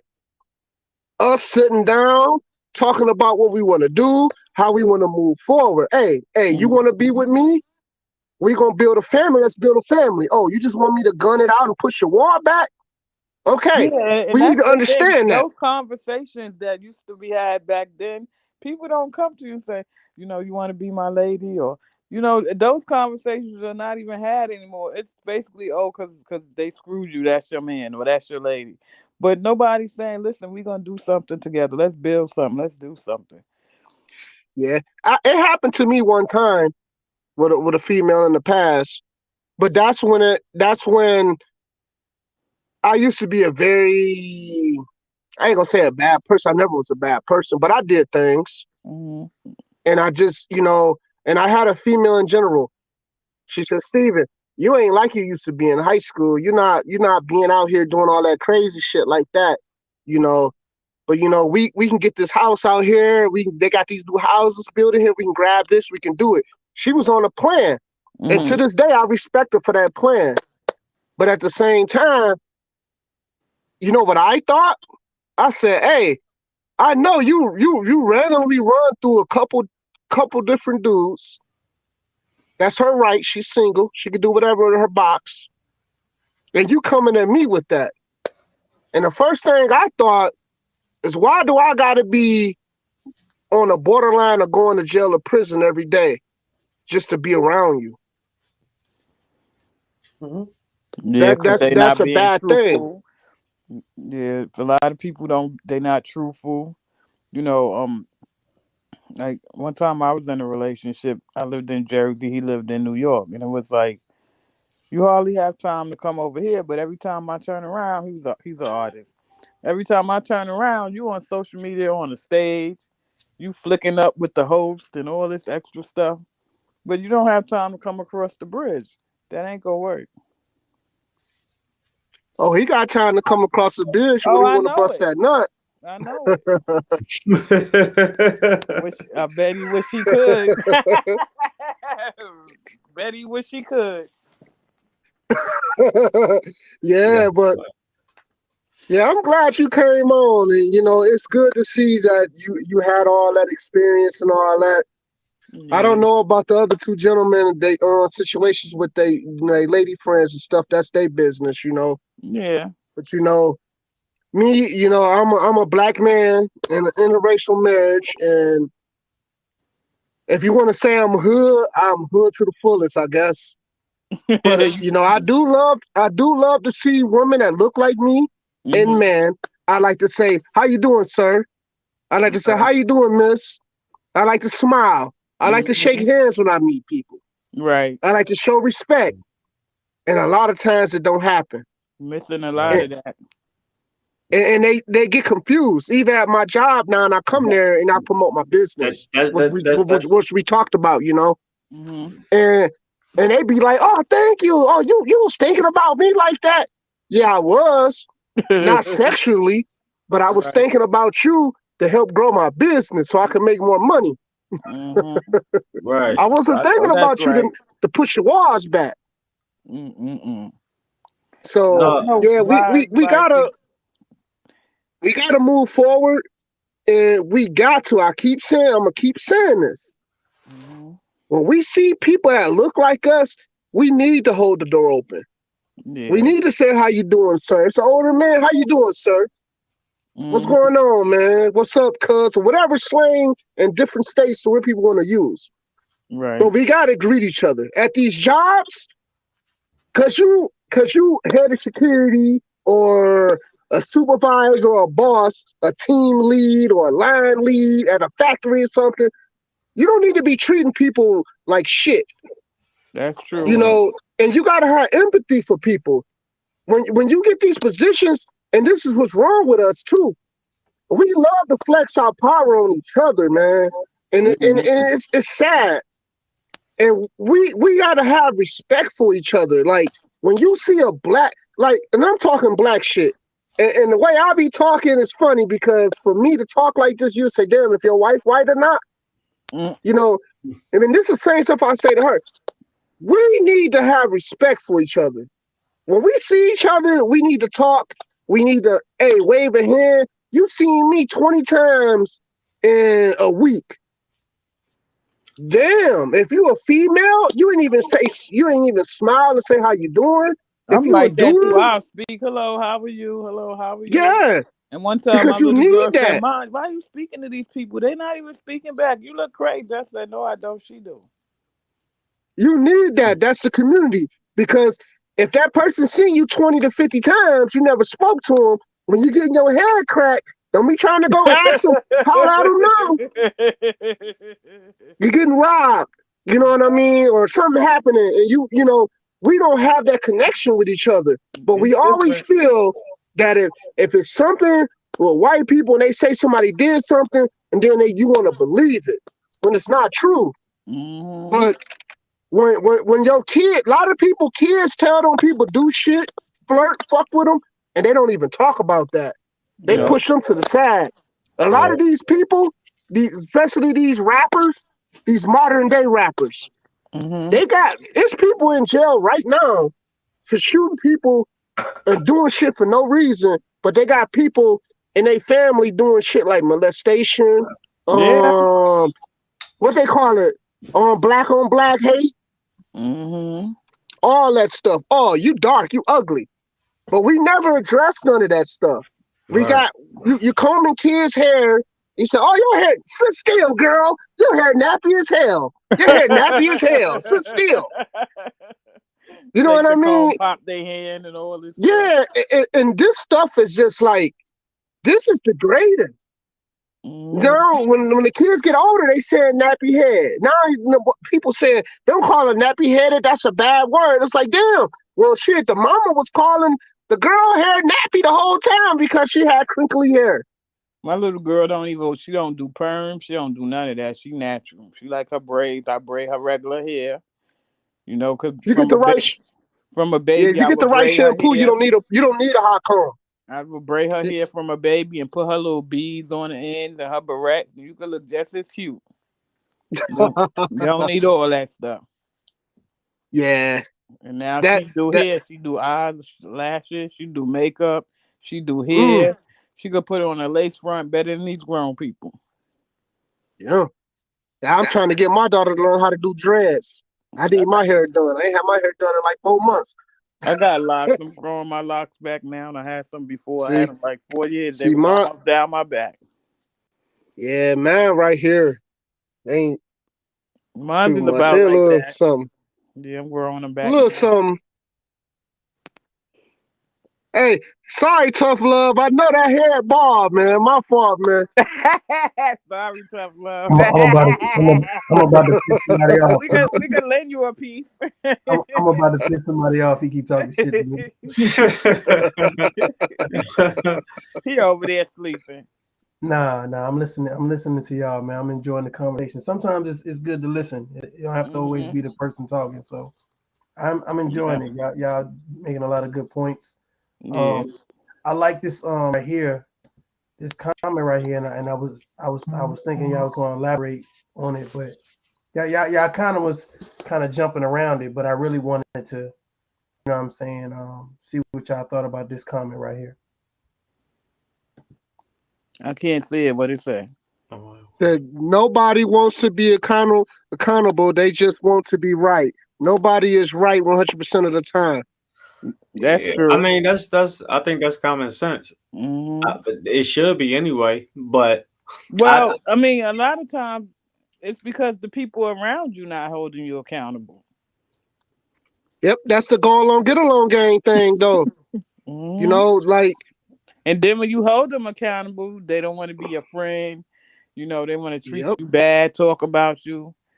You know, you think you better when you just trying to tell them, listen, I'm your friend. This is not right. Yeah. A lot of times, that's mostly a female thing to me when it comes to accountability, because a lot of men, they do hold men accountable. A lot of them don't say, oh, not some of them, because I've had somebody when I try to tell them something, he said, I can't never do nothing right, and I'm like, well, I'm telling you, this is not right. Like, it's not right. Like, my brothers and my friends cannot come to me and tell me something that I know. You can't be in a relationship or married or laid up with a woman and come talk to me about banging out some side chick that I don't know about or whatever. It can't be, because then I would say, hey, you out here talking about doing that, man. That energy and that money you spent on that, you could have did this. See, but a lot of us don't hold each other accountable. Like that. And this goes back to what Tough Love was talking about in the past, where I heard him specifically tell Mr. B that how do you hold people, man, accountable and all that. And a lot of times, men are scared to say that. No, we gonna hold a man accountable by laying down a foundation. This is what men do. This is what men don't do. And then we gotta separate it. Let me young boys. Just statement. Go ahead. Young boys need to be chastised and disciplined so they can direct themselves and choose how they want to live and move. And we need that. We need to know when we wrong. We need to know when we right. And it's true, because like I said, my son, he's 26 now, and he better not be on no corner. His father pulled right up in that Benz. Get in. He like, what the hell? So, no, get in. You're not standing on nobody's corner, because things happen on corners. So one of the somebody in the comment section said that they disagree with you that that accountability is not gender specific. She said that yeah. No, it goes both ways. But then we got to look at, you know, when we calling ourselves holding people accountable, you know, just because they don't want to receive what you telling them or receive your message, do you still continue to, for instance, partake in it? You know, if you know it's wrong, if you know it's not sitting right with you and you're trying to guide them the right way, do you still indulge or be around it? Right. I mean, are you wrong from removing yourself? I'm asking. Yeah, I'm glad you brought up that last part, removing yourself, because that's exactly where I was going with this conversation. What I was about to do with this statement. I'm at the point in my life, if it ain't like my family members, and that's even like depending on who it is, my family, like my daughters and all that stuff. If it ain't like my daughters, like something like real close, then you can go right the fuck on here with your issues, your problems. Like I don't have time for all that stuff. I'm doing something with my life right now, like building a legacy, and like people just like to be miserable, and when you call them out on a BS, they want to act so defensive and they want to deflect. A lot of this stuff is deflection. A lot of times people they deflect how they feel or what they do onto they try to project it onto you. I was going to say that. And I be people, and when I realized that when people do it, and it's not just females, it's males do it too. Because I'm actually thinking about men right now when I'm thinking about it. And it's like when you come across people like that, it kind of comes off as like narcissistic, but I'm like, all right, whatever. You go right on the head with yourself. That ain't for me. That's it. You know what I'm saying? Like you wish them well, you bid them a good day, and you keep it moving, right? That's it. Can I say something? Is all right? especially like with me, like I said, I have a brand. My brand is Refuse to Lose. In my community, I talk to a lot of the young teens and try to, encourage them about, just waiting or, you know, um, domestic violence and, how to get out. And I link them to, organizations that I'm connected with and things like that. So if my brand is Refuse to Lose, then I just can't be amongst a lot of stuff because it makes it look like what I'm trying to deliver to the universe is a lie. So I've heard a lot of people's feedback, and I think that you guys are spot on with your perspectives, and I appreciate it. So I'm gonna give a little bit of mine because I kind of been quiet for a minute. So Yeah, wake up. um so here's my thought process. I truly believe that there are a lot of men that are afraid to be leaders. There are a lot of men that are afraid to stand in the front, whether that's the front of the line, the front of the class, the front of the crowd, and do anything that's going to be meaningful because they understand that, you know what, I didn't get my position for taking charge. I got my position from taking shots. I got my position from being disrespectful. I got my position from being the underdog, but I never stepped in front of anyone and said, I'm gonna own this position because it's the right thing to do. I feel like there's a lot of people on social media. Um, they may want to do good, but they don't know how to do good. And I think that, when we have things like, I'm gonna use the military for example, um, you have to know how to do good. It's not just about wanting to do good. You're tested.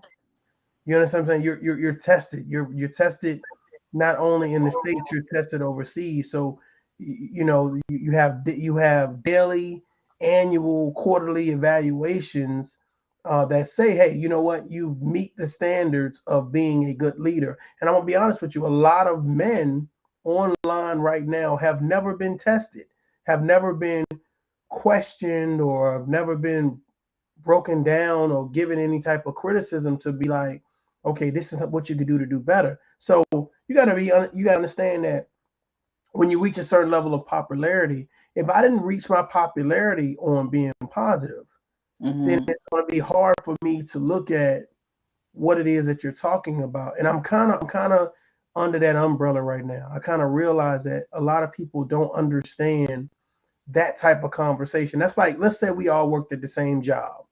We all worked at the same job, but because a few of us understand, what I'm saying, the standard operating procedures of that job. Like we understand how to be successful in that job. Some people show up and it's like, okay, I just want to clock in. I gotta be here. Do whatever they tell me or whatever, but I'm not doing anything for advancement. I'm not doing anything to build. I'm just here. And that's the way I see YouTube. It's a lot of content creators, and I'm just clocking in. You know what I'm saying? I'm not here for anything that's going to manifest into something bigger. And me personally, even though I'm optimistic, I got to realize that there are people just clocking in. There are men that, you know what I'm saying, I would say, well, yeah, this guy should know, or this guy should know, and that's just off the strength of being a man, or off the strength of having certain statuses in their personal life. But the fact of the matter is, they've never really been leaders. They've never been leaders, so they don't really know how to lead. They've been around leaders. They've been affected by leaders, but they've never been challenged to be leaders. And I think that's the issue that a lot of men have with Tough Love, is the fact that he's challenging me to be a leader. He's challenging me to hold the standard. And the fact of the matter is, pressure butts pipes. You know what I'm saying? I feel like, you know what I'm saying, that there's a lot of men who've already kind of talked themselves into a situation where if they've already said, if I'm positive, no one's going to listen to me. Yeah, I heard it. Where my energy is different, because I realize that whether it's a lot of people or one person, I'm still gonna do what I came to do. That's it. The goal here is to affect one person. The goal here is to make every conversation counts. You understand what I'm saying? So when you have that particular goal, then you move differently, you act differently because you understand that there are consequences to you acting negatively. Like I was listening to, I don't know if it was Steven, or I don't know if it was my man Let's Talk, but one of them, you know what I'm saying, said it's like, I didn't grow up knowing a bunch of stuff.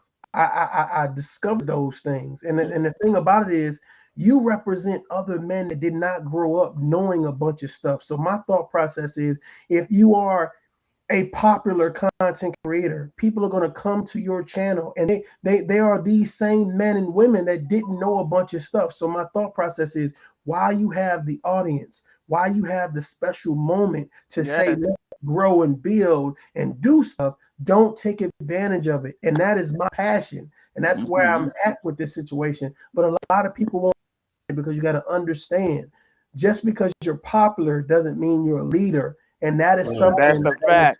That is something that has been very monumental with my time here on YouTube, that popular does not mean that you are leading people in the right direction or you care to lead people in the right direction. I'm gonna be quiet and let y'all talk. Go ahead. I think a lot of things, even with the men and the women, I think a lot of times it's that people really haven't dealt with stuff within their own self. A lot of times people been through things, they try to convince themselves mentally that they've gotten through, but they really haven't got the help, the counseling, or even the time to just sit and say, I need to do something different.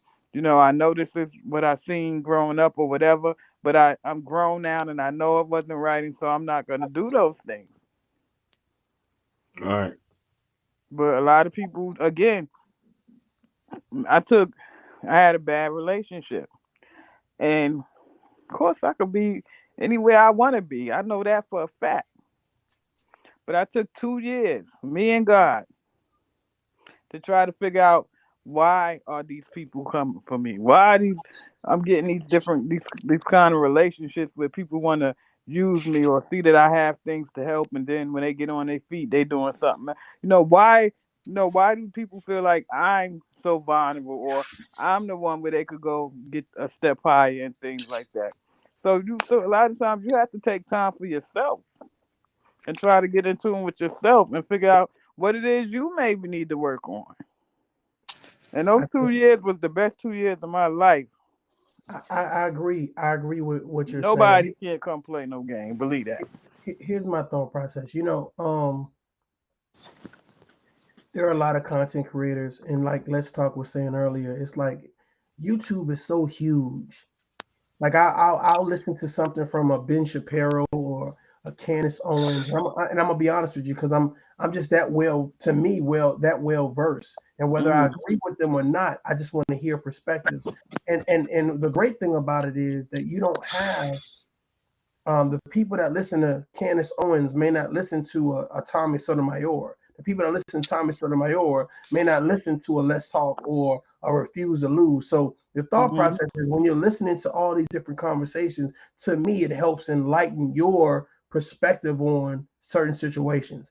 So this is where I'm at right now. Even with me, I watch a lot of stuff, but I won't tap in. They never even knew I showed up there. But a lot of times I watch different things because I'm learning what not to do, or I'm learning what to do. You got to know what not to do, because you see this and say, Dad, they gonna list their channel. Man, I know I ain't gonna do that. I write stuff down. That's crazy. She said that. Wow. You gotta tap into things for the right reason. You'll be surprised what you hear online. Yeah, you'll be surprised. Sim said so. This is my thing. I mentioned two people just off the, because I wanted to go that far, you know what I'm saying, or whatever. But the right wing and left wing and the conservative and the, I'm gonna be honest with you, man. It's all about what's appeasing. What is it that you find? Because what's even more interesting is that if you didn't know who a Candace Owens was and she came to speak at your high school, or she came to speak at your college, I guarantee she could get a lot of people to see her views and values. I guarantee it. I guarantee it. So the thought process is, are you going to send? Because here's the thing: if the right wing consists of a Candace Owens, then the left wing consists of a Cardi B. So you send Cardi B to a college versus sending Candace Owens. Okay, cool. You send Cardi B to and I'm not talking about her. Of course, she has success, but I'm saying in reference to the seal the deal, in reference to the conversation.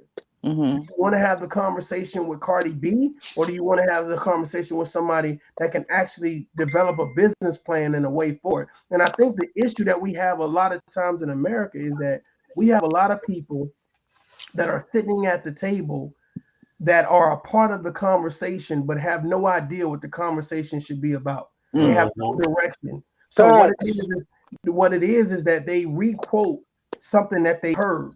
And this is no shade to anybody, but I hear people make great statements, but they don't have great strategy. So when I listen, I'm listening for the strategy, and I never get the strategy. So when Tough Love comes back and say, "Well, what's up with the strategy?" Their recoil to me is, "Well, the statement is enough. You know, I only need to make the statement," and that's the problem with us as men and women. We now use definitions where only using a statement is okay. Yeah. It has nothing to do with action. It has nothing to do with real work. Only I the feel that way too. Right, and personally, that always been my pet peeve. I was talking to one of my best friends like 2 or 3 days ago about that. Like, we used to always get together, me, him, and a few of our other friends when we were younger, and talk about plans on like the type of stuff that I'm doing now. But we used to talk about that stuff back when we was like 16, 17. And like, yeah, when we get older, we want to do this and blah, blah, blah. And of course, we'd be like up in somebody's crib, we'd be chilling, smoking, drinking, talking shit. But I was always the type of person out of all of us. I'm like, all right, well, let's formulate a plan to do it. Let's do something. Like, kind of like even like when we be talking about like, not even just like business wise, but just like this on the lines of just going out, getting girls, going to the club. Yeah, let's do this, blah, blah, blah. And we'll be in the club, like drinking, getting high. A couple of niggas just talking shit. And I'll be like, after we start smoking and drinking, I'm like, all right, well, let's go out and go do it then. Like, why y'all keep talking?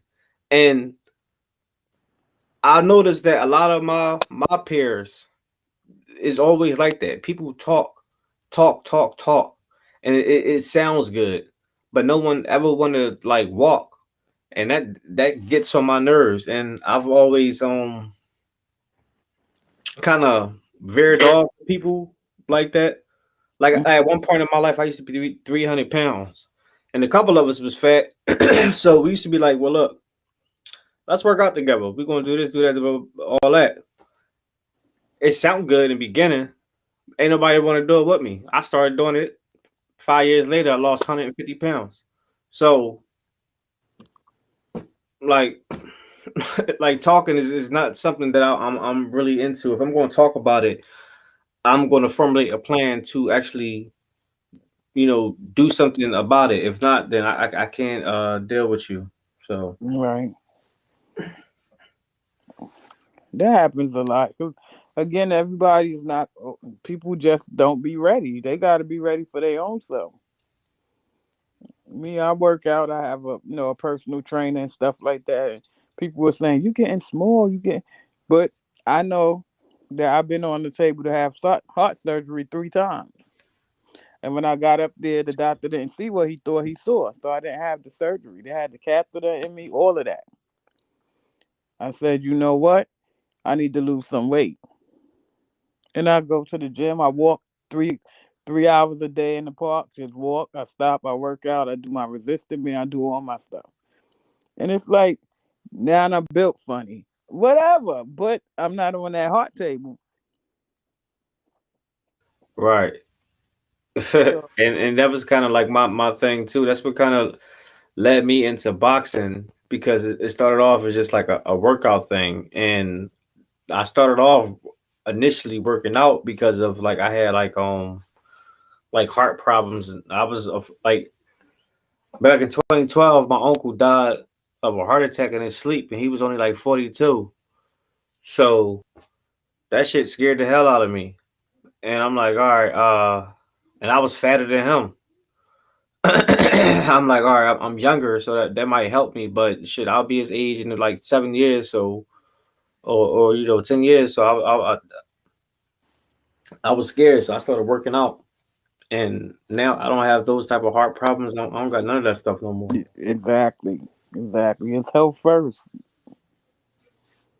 But again, people got to be ready for their own self, and then sometimes until they hit that rock, then they want to do right, and it be too late. Even with me, my mom is insulin dependent. She has all her valves in her heart is replaced. All these different things. Thyroid. I've had thyroid cancer. I have radiation over 3 times. You know what I mean? So I just know I got to keep my health intact. I don't care if the guys want the big butt girl. She don't live here no more. Right. Hey, do me a favor, y'all. Do me a favor. Let me get the floor real quick. Simset. So, I appreciate you. And I know you're not trying to be like disrespectful or nothing. I understand who, I understand the left from the right. I do. I do know that Cardi B was brought on to talk to Democratic presidential nominees for her perspective and her status, but it was for the left. So I understand that there are other political platforms and people who represent that do it on a daily basis.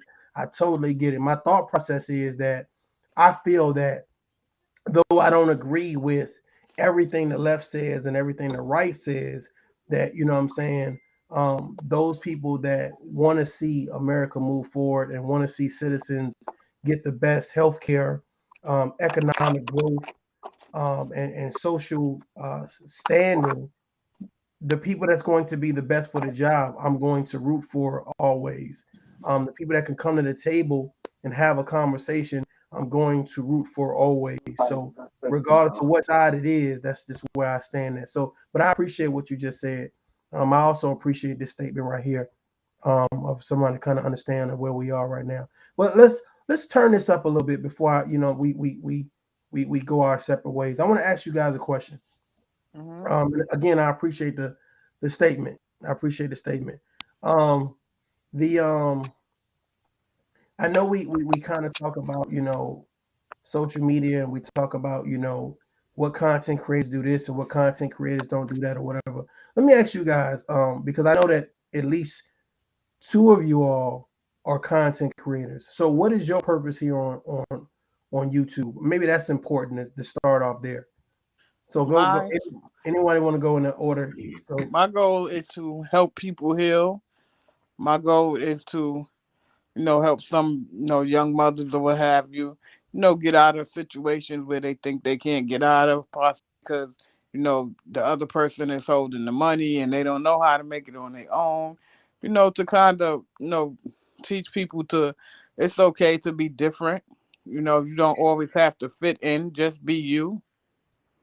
And first and foremost is to save souls, because I'm a Christian. I'm in ministry, and I just want to help people see the truth.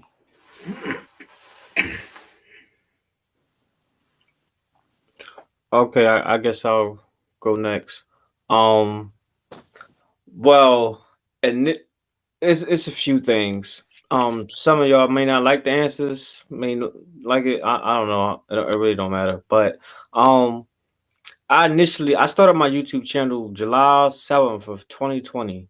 I think my very first video was talking about, I don't know if y'all heard about the NFAC, the all black militia that was doing their thing back in 2020 by the leader Grandmaster Jay. So I started off, on here just talking about different things, seeing stuff that I was seeing, the riots and all that stuff. And I wanted to spread, like awareness to everything, and also, just try to how can I say it? Um, like bring the truth out about like certain stuff that I think that be going on online. Now like throughout the process of me being on YouTube, I never actually thought that I would be monetized. Like, cause truth be told, and I probably should have known this. I probably sound stupid for saying it, but I didn't even know nothing about that stuff until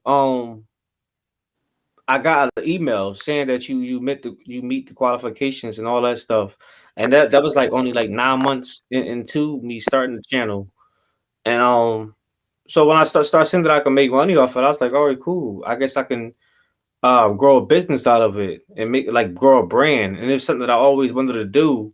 So I was like, I guess I can kind of kill two birds with one stone.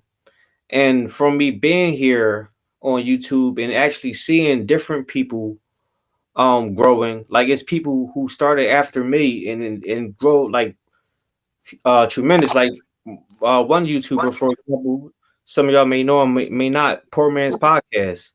He started in July of 2020, right after me, and now he's over 300,000 subscribers. So, I see like what it's doing for certain people, and I see that people are growing from YouTube and going to other platforms, i.e., me myself. I started off on here, and now I got a Twitch, I got a TikTok, I got an IG, and everything. But it all started from here on, just on YouTube, and something that I never even thought of when I even started this channel. So, I guess to answer your question, my purpose here on YouTube is to spread awareness and get this truth out. But also networking and branding as well. One of the other things too I do, I speak on a lot of artists and different celebrities, and I do that because I try to show people that if God could do it for them, He can do it for you too. I try to get them to see some of the good things and the bad things, only to let them know that these people are human and they do things too. They do make mistakes too. So not to ever believe that nobody's perfect. Just because they're in these high places don't mean they're perfect. Don't mean they never did nothing. Don't mean that a lot of them was in poverty before as well. And nothing is overnight. But if you keep working, the same could happen for you. Yeah. Like me, I don't even have my wall yet, but I'm not worried. I'm still going. I'm not interacting with stuff. I'm still staying the course, thank God. I haven't been drugged yet. You feel me? So I know I'm on the right path, and that's it. Right. Yeah. Let me go ahead and get the dragging her real quick. Let her know how real it can get. Yeah, blow me up. So Steven, do you have a YouTube channel? Yes. Okay, tell us about the YouTube channel. My YouTube channel, I just started like a week ago. I should have started it 10 years ago. But I did something with my friend who's a top athlete in the state of Michigan. And his brother graduated from University of Michigan.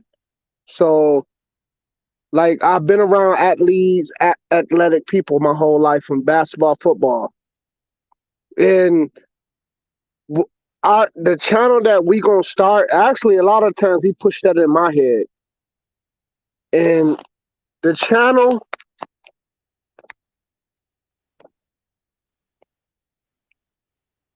I'm here. You hear me, man? Yeah. All right, my fault. Yeah, I did a couple videos. Like I said, I broke down what I thought about the drill rap and what it is.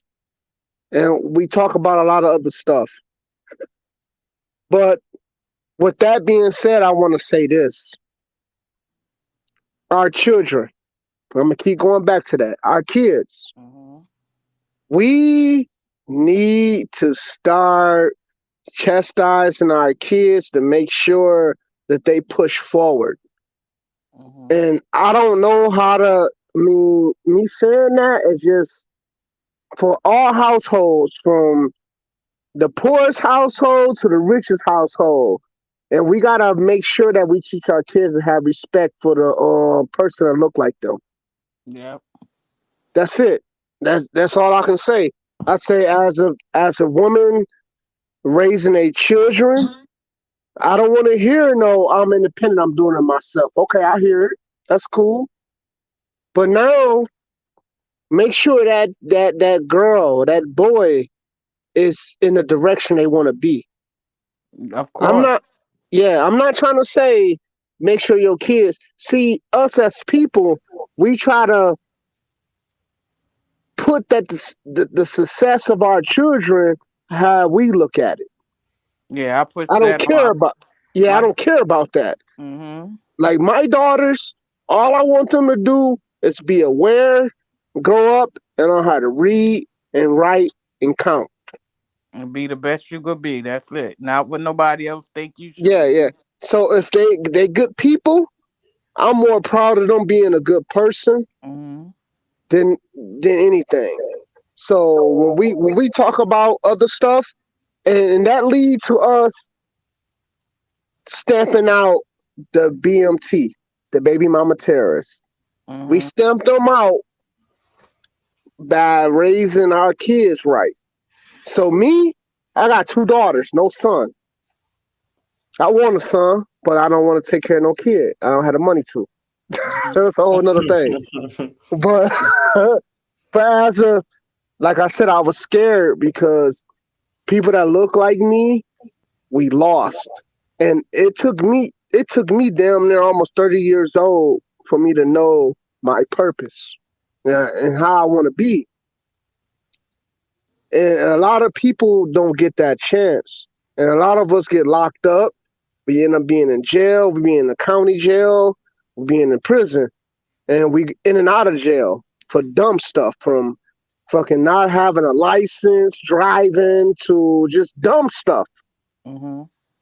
And we need to understand, and I want all young black women, all young black women, I need y'all to understand this. It's no need for you to look at a 17-year-old, a 19-year-old, and say, you need to have a house, you need to have a car, you need to have this money. No. Why can't black men be a kid like everybody else? And we need to be a kid. Like, why can I not like comic books and cartoons and video games about you saying, oh, you's a gamer? But there's gamers out here that make millions of dollars. Sure is. There's gamers out here that out here doing things. Look at DJ Academics. He started off as a gamer. But see, he was able to get to that level because he's a second generation immigrant.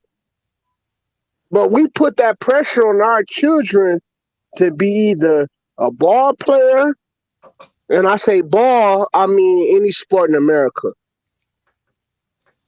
and an entertainer. Black men is not rewarded being a doctor. They're not rewarded being social workers or teachers, people that be around that really affect people. And we need these men. We need these men. And me saying this, don't push these men away. Okay, you like to be thotted out. Not you in general. But in general, these women, you want to be thotted out. Okay, go get gunned out, get your shit pushed back. Now we back to Monday. That's Friday through Saturday, Sunday. We back to Monday now. We need these men to push our boys forward. And I'm not talking BMTs or beta male simps and all that. I'm not. Hello. Okay. Well, I'm going to kind of give a small reply to that, because I am a black woman. So my my youngest son that's from my marriage, he passed away. Hey, y'all, listen. I'm sorry.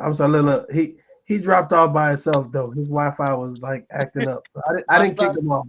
my son that passed away, he passed away the Easter right when COVID started. But he was a ball player, and even my son that's the artist, we always implanted into them, what if this don't work? What else?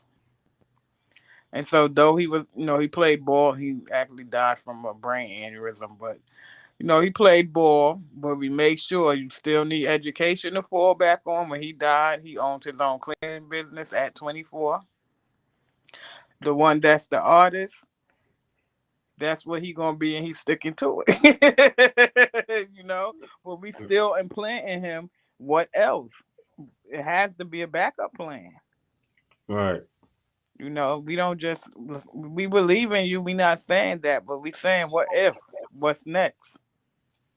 So, some of us do, try to make them take that extra step into, having something to fall back on, which a lot of people don't.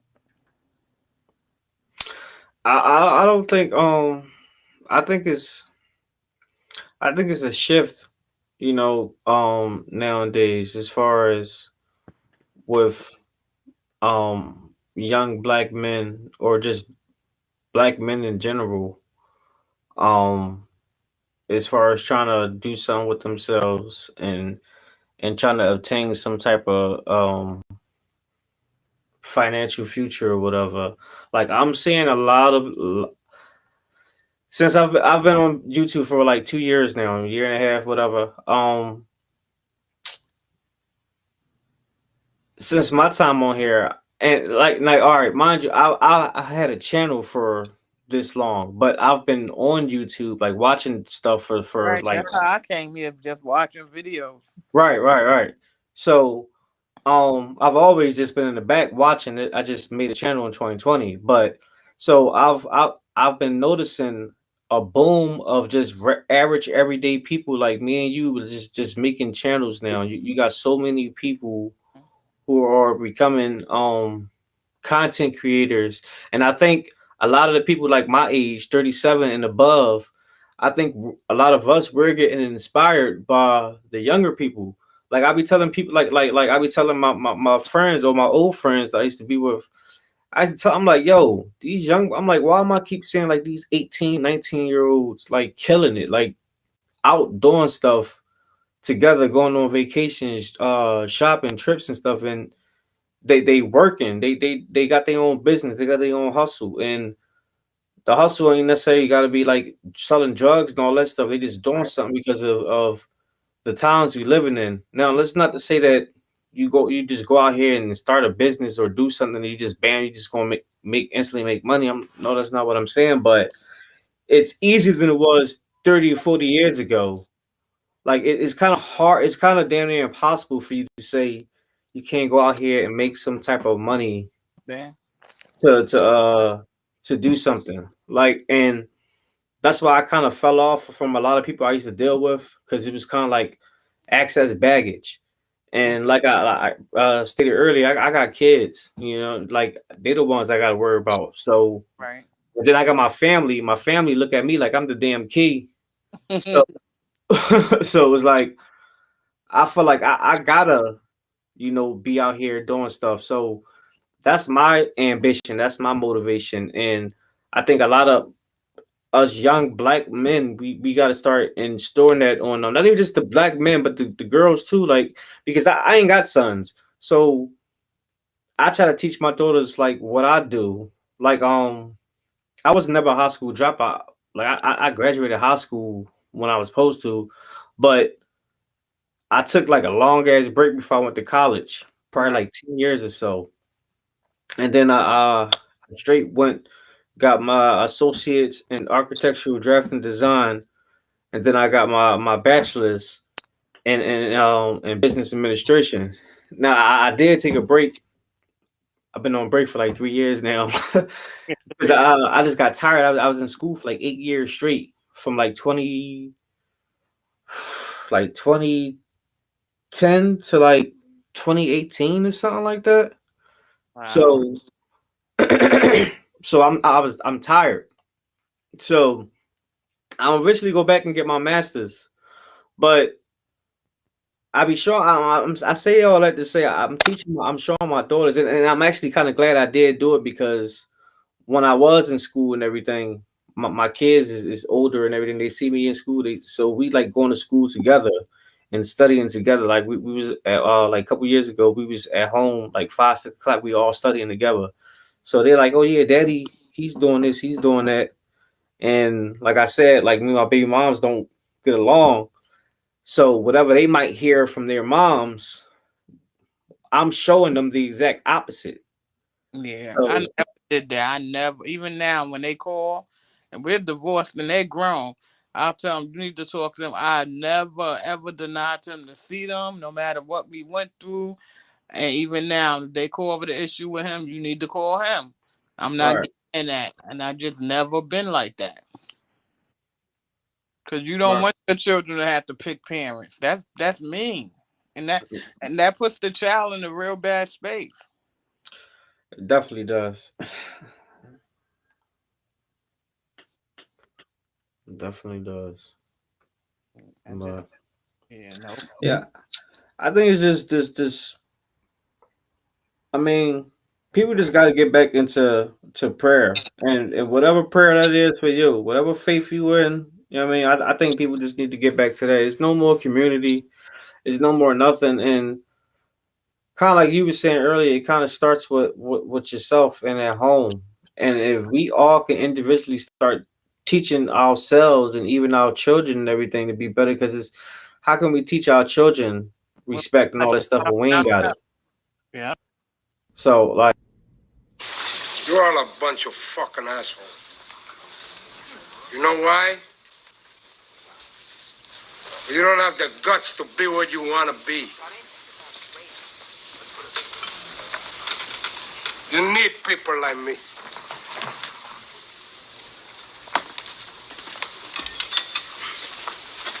You need people like me so you can point your fucking fingers and say, that's the bad guy.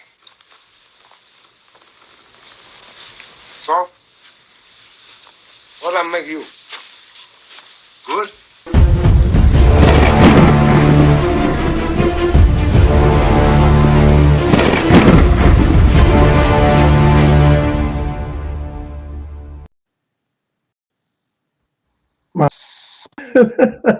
Really, yo, really.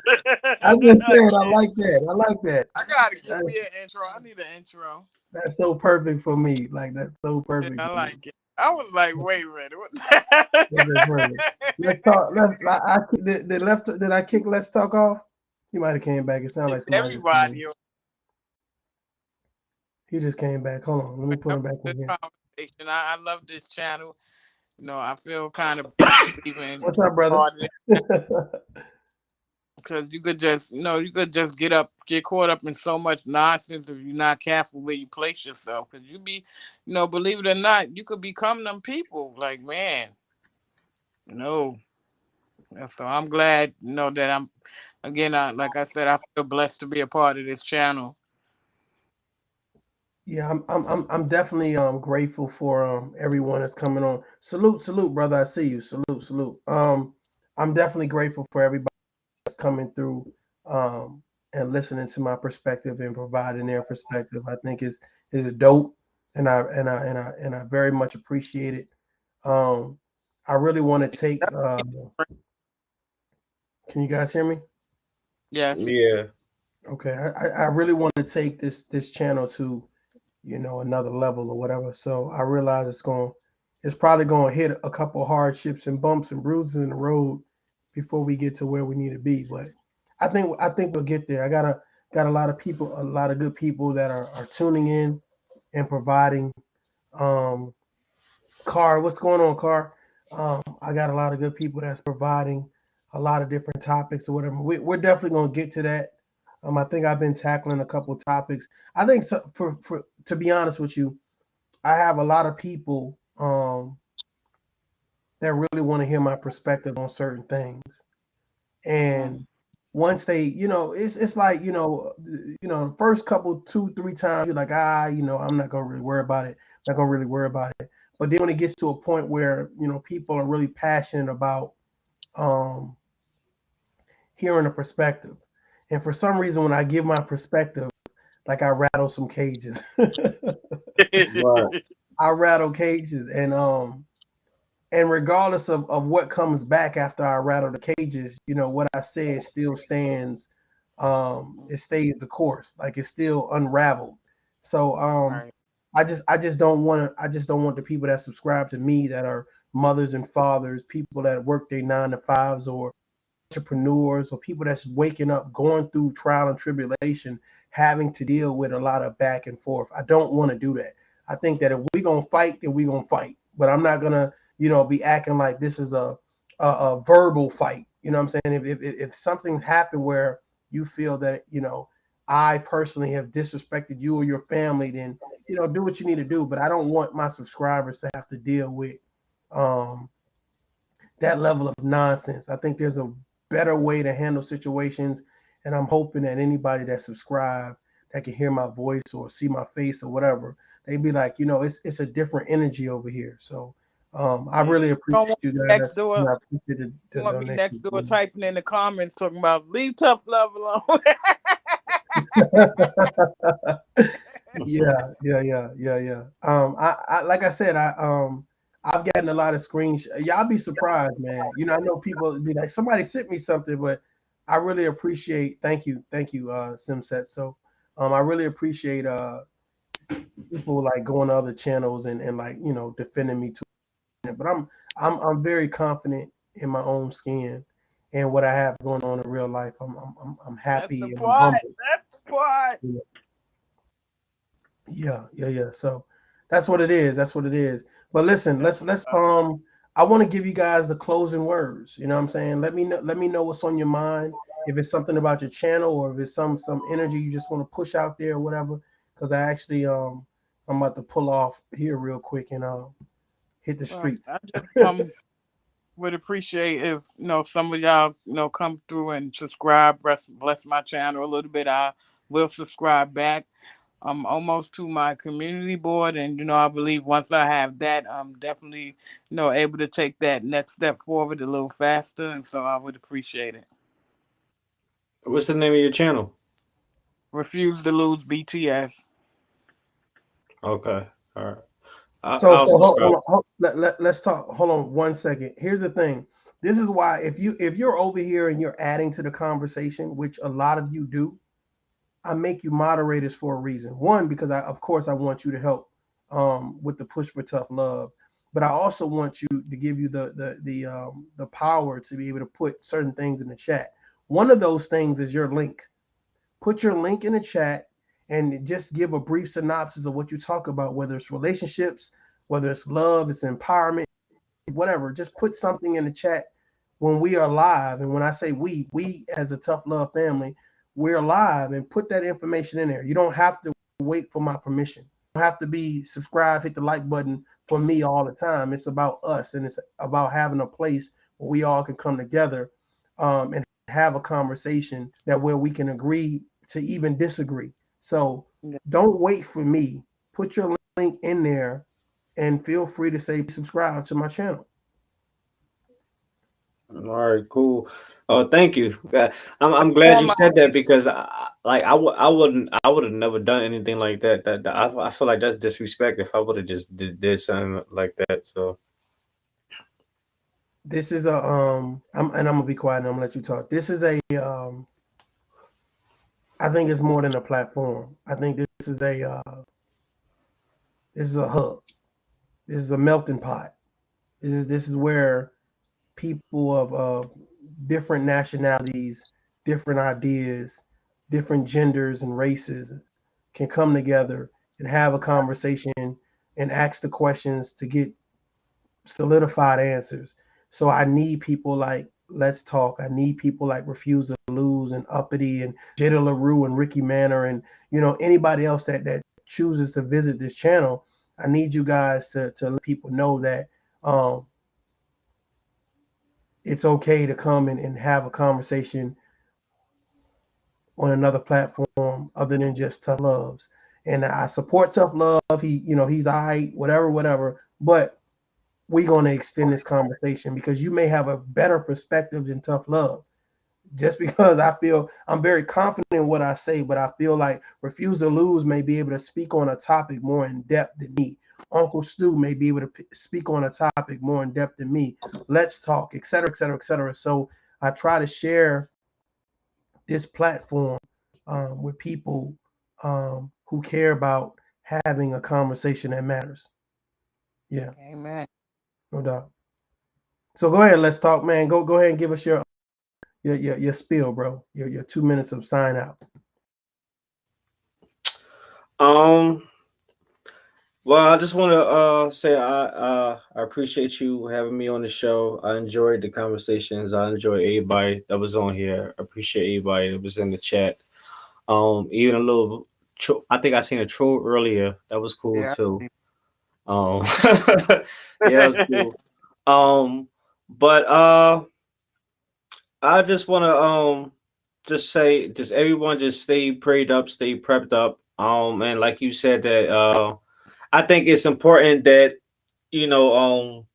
we do build like a family like here on social media, on YouTube. Now, I'm kind of like, generally speaking, I'm kind of a loner. Like I kind of do everything from the muscle myself, but I'm learning that networking, and it's something I heard a lead attorney say, like networking and communication is important, especially like in this game. And I see like these little cliques on this stuff, and like people be ganging up on each other. Like I don't really like that stuff, and I try to stay off of it as well. But at the same time, I recognize that if people like that have a voice and keep growing, then people like us, like it would kind of like overshadow our voice. So I also subscribe to Refuse to Lose channel.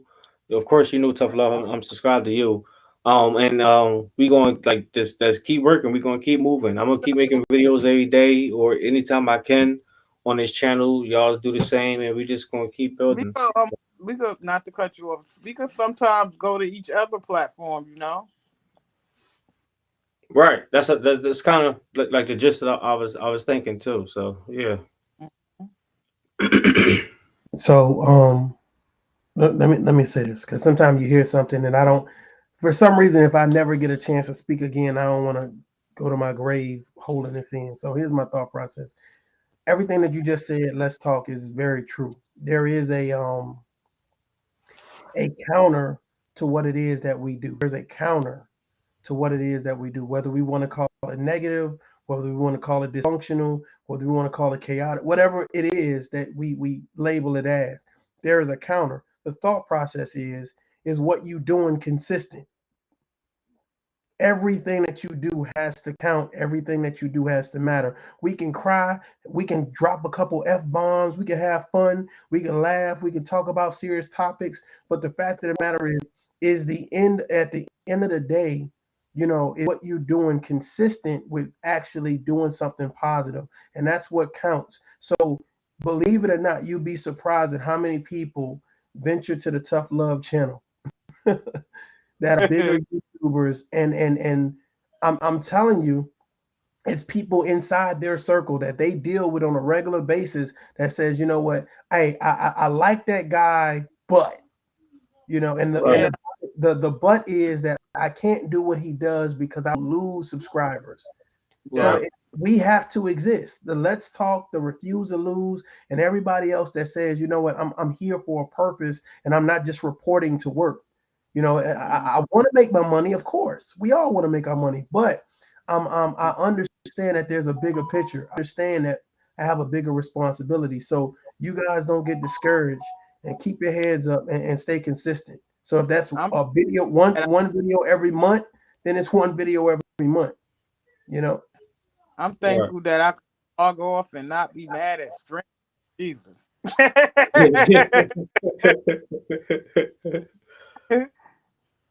I'm telling you. F-bomb creators. Listen, some people say that being positive, you can't curse, and I don't think that's it. I don't think that definitely, depending on what you're trying to do, but you know, sometimes you just want to be you want to come out as natural. You want to come out as relatable. And sometimes, you know, it might take a couple words to drive home a point. So I'm not above somebody using curse words. Now I don't think every other word needs to be a curse word, but again, different words motivate different types of people. So you have to be what they say, diversified in your conversation. Right. Yeah. Yeah. Right. But I'm about to get up out of here, man. I wish you guys the best. I'm hoping that I'm gonna give you guys a second to drop your link in the chat room, so anybody that checks this on a replay, they can go ahead and hit your link. So I give you guys a couple minutes to do that. I'm gonna probably play a song before I get out of here. All right. All right. Salute. All right. Good night, everybody.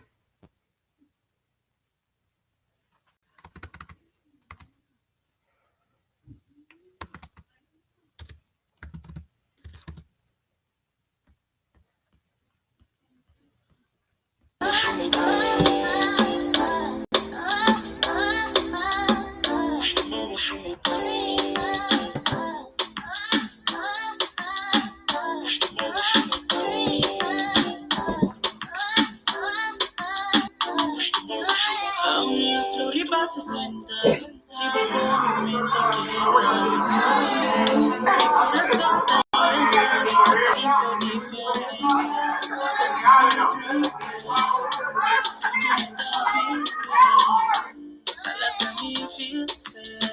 Estamos otra parecerte. Hasta plata mi dream girl. Su bonita feel bonita feel paso estamos humilde. Y hasta mi dream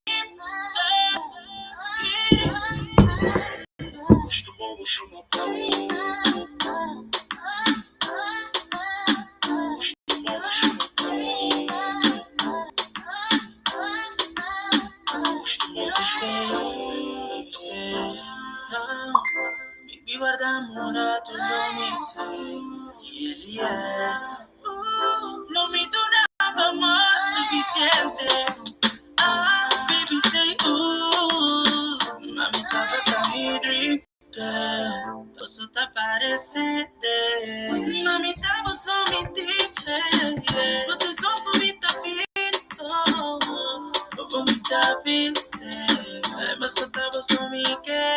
Y hasta mi dream.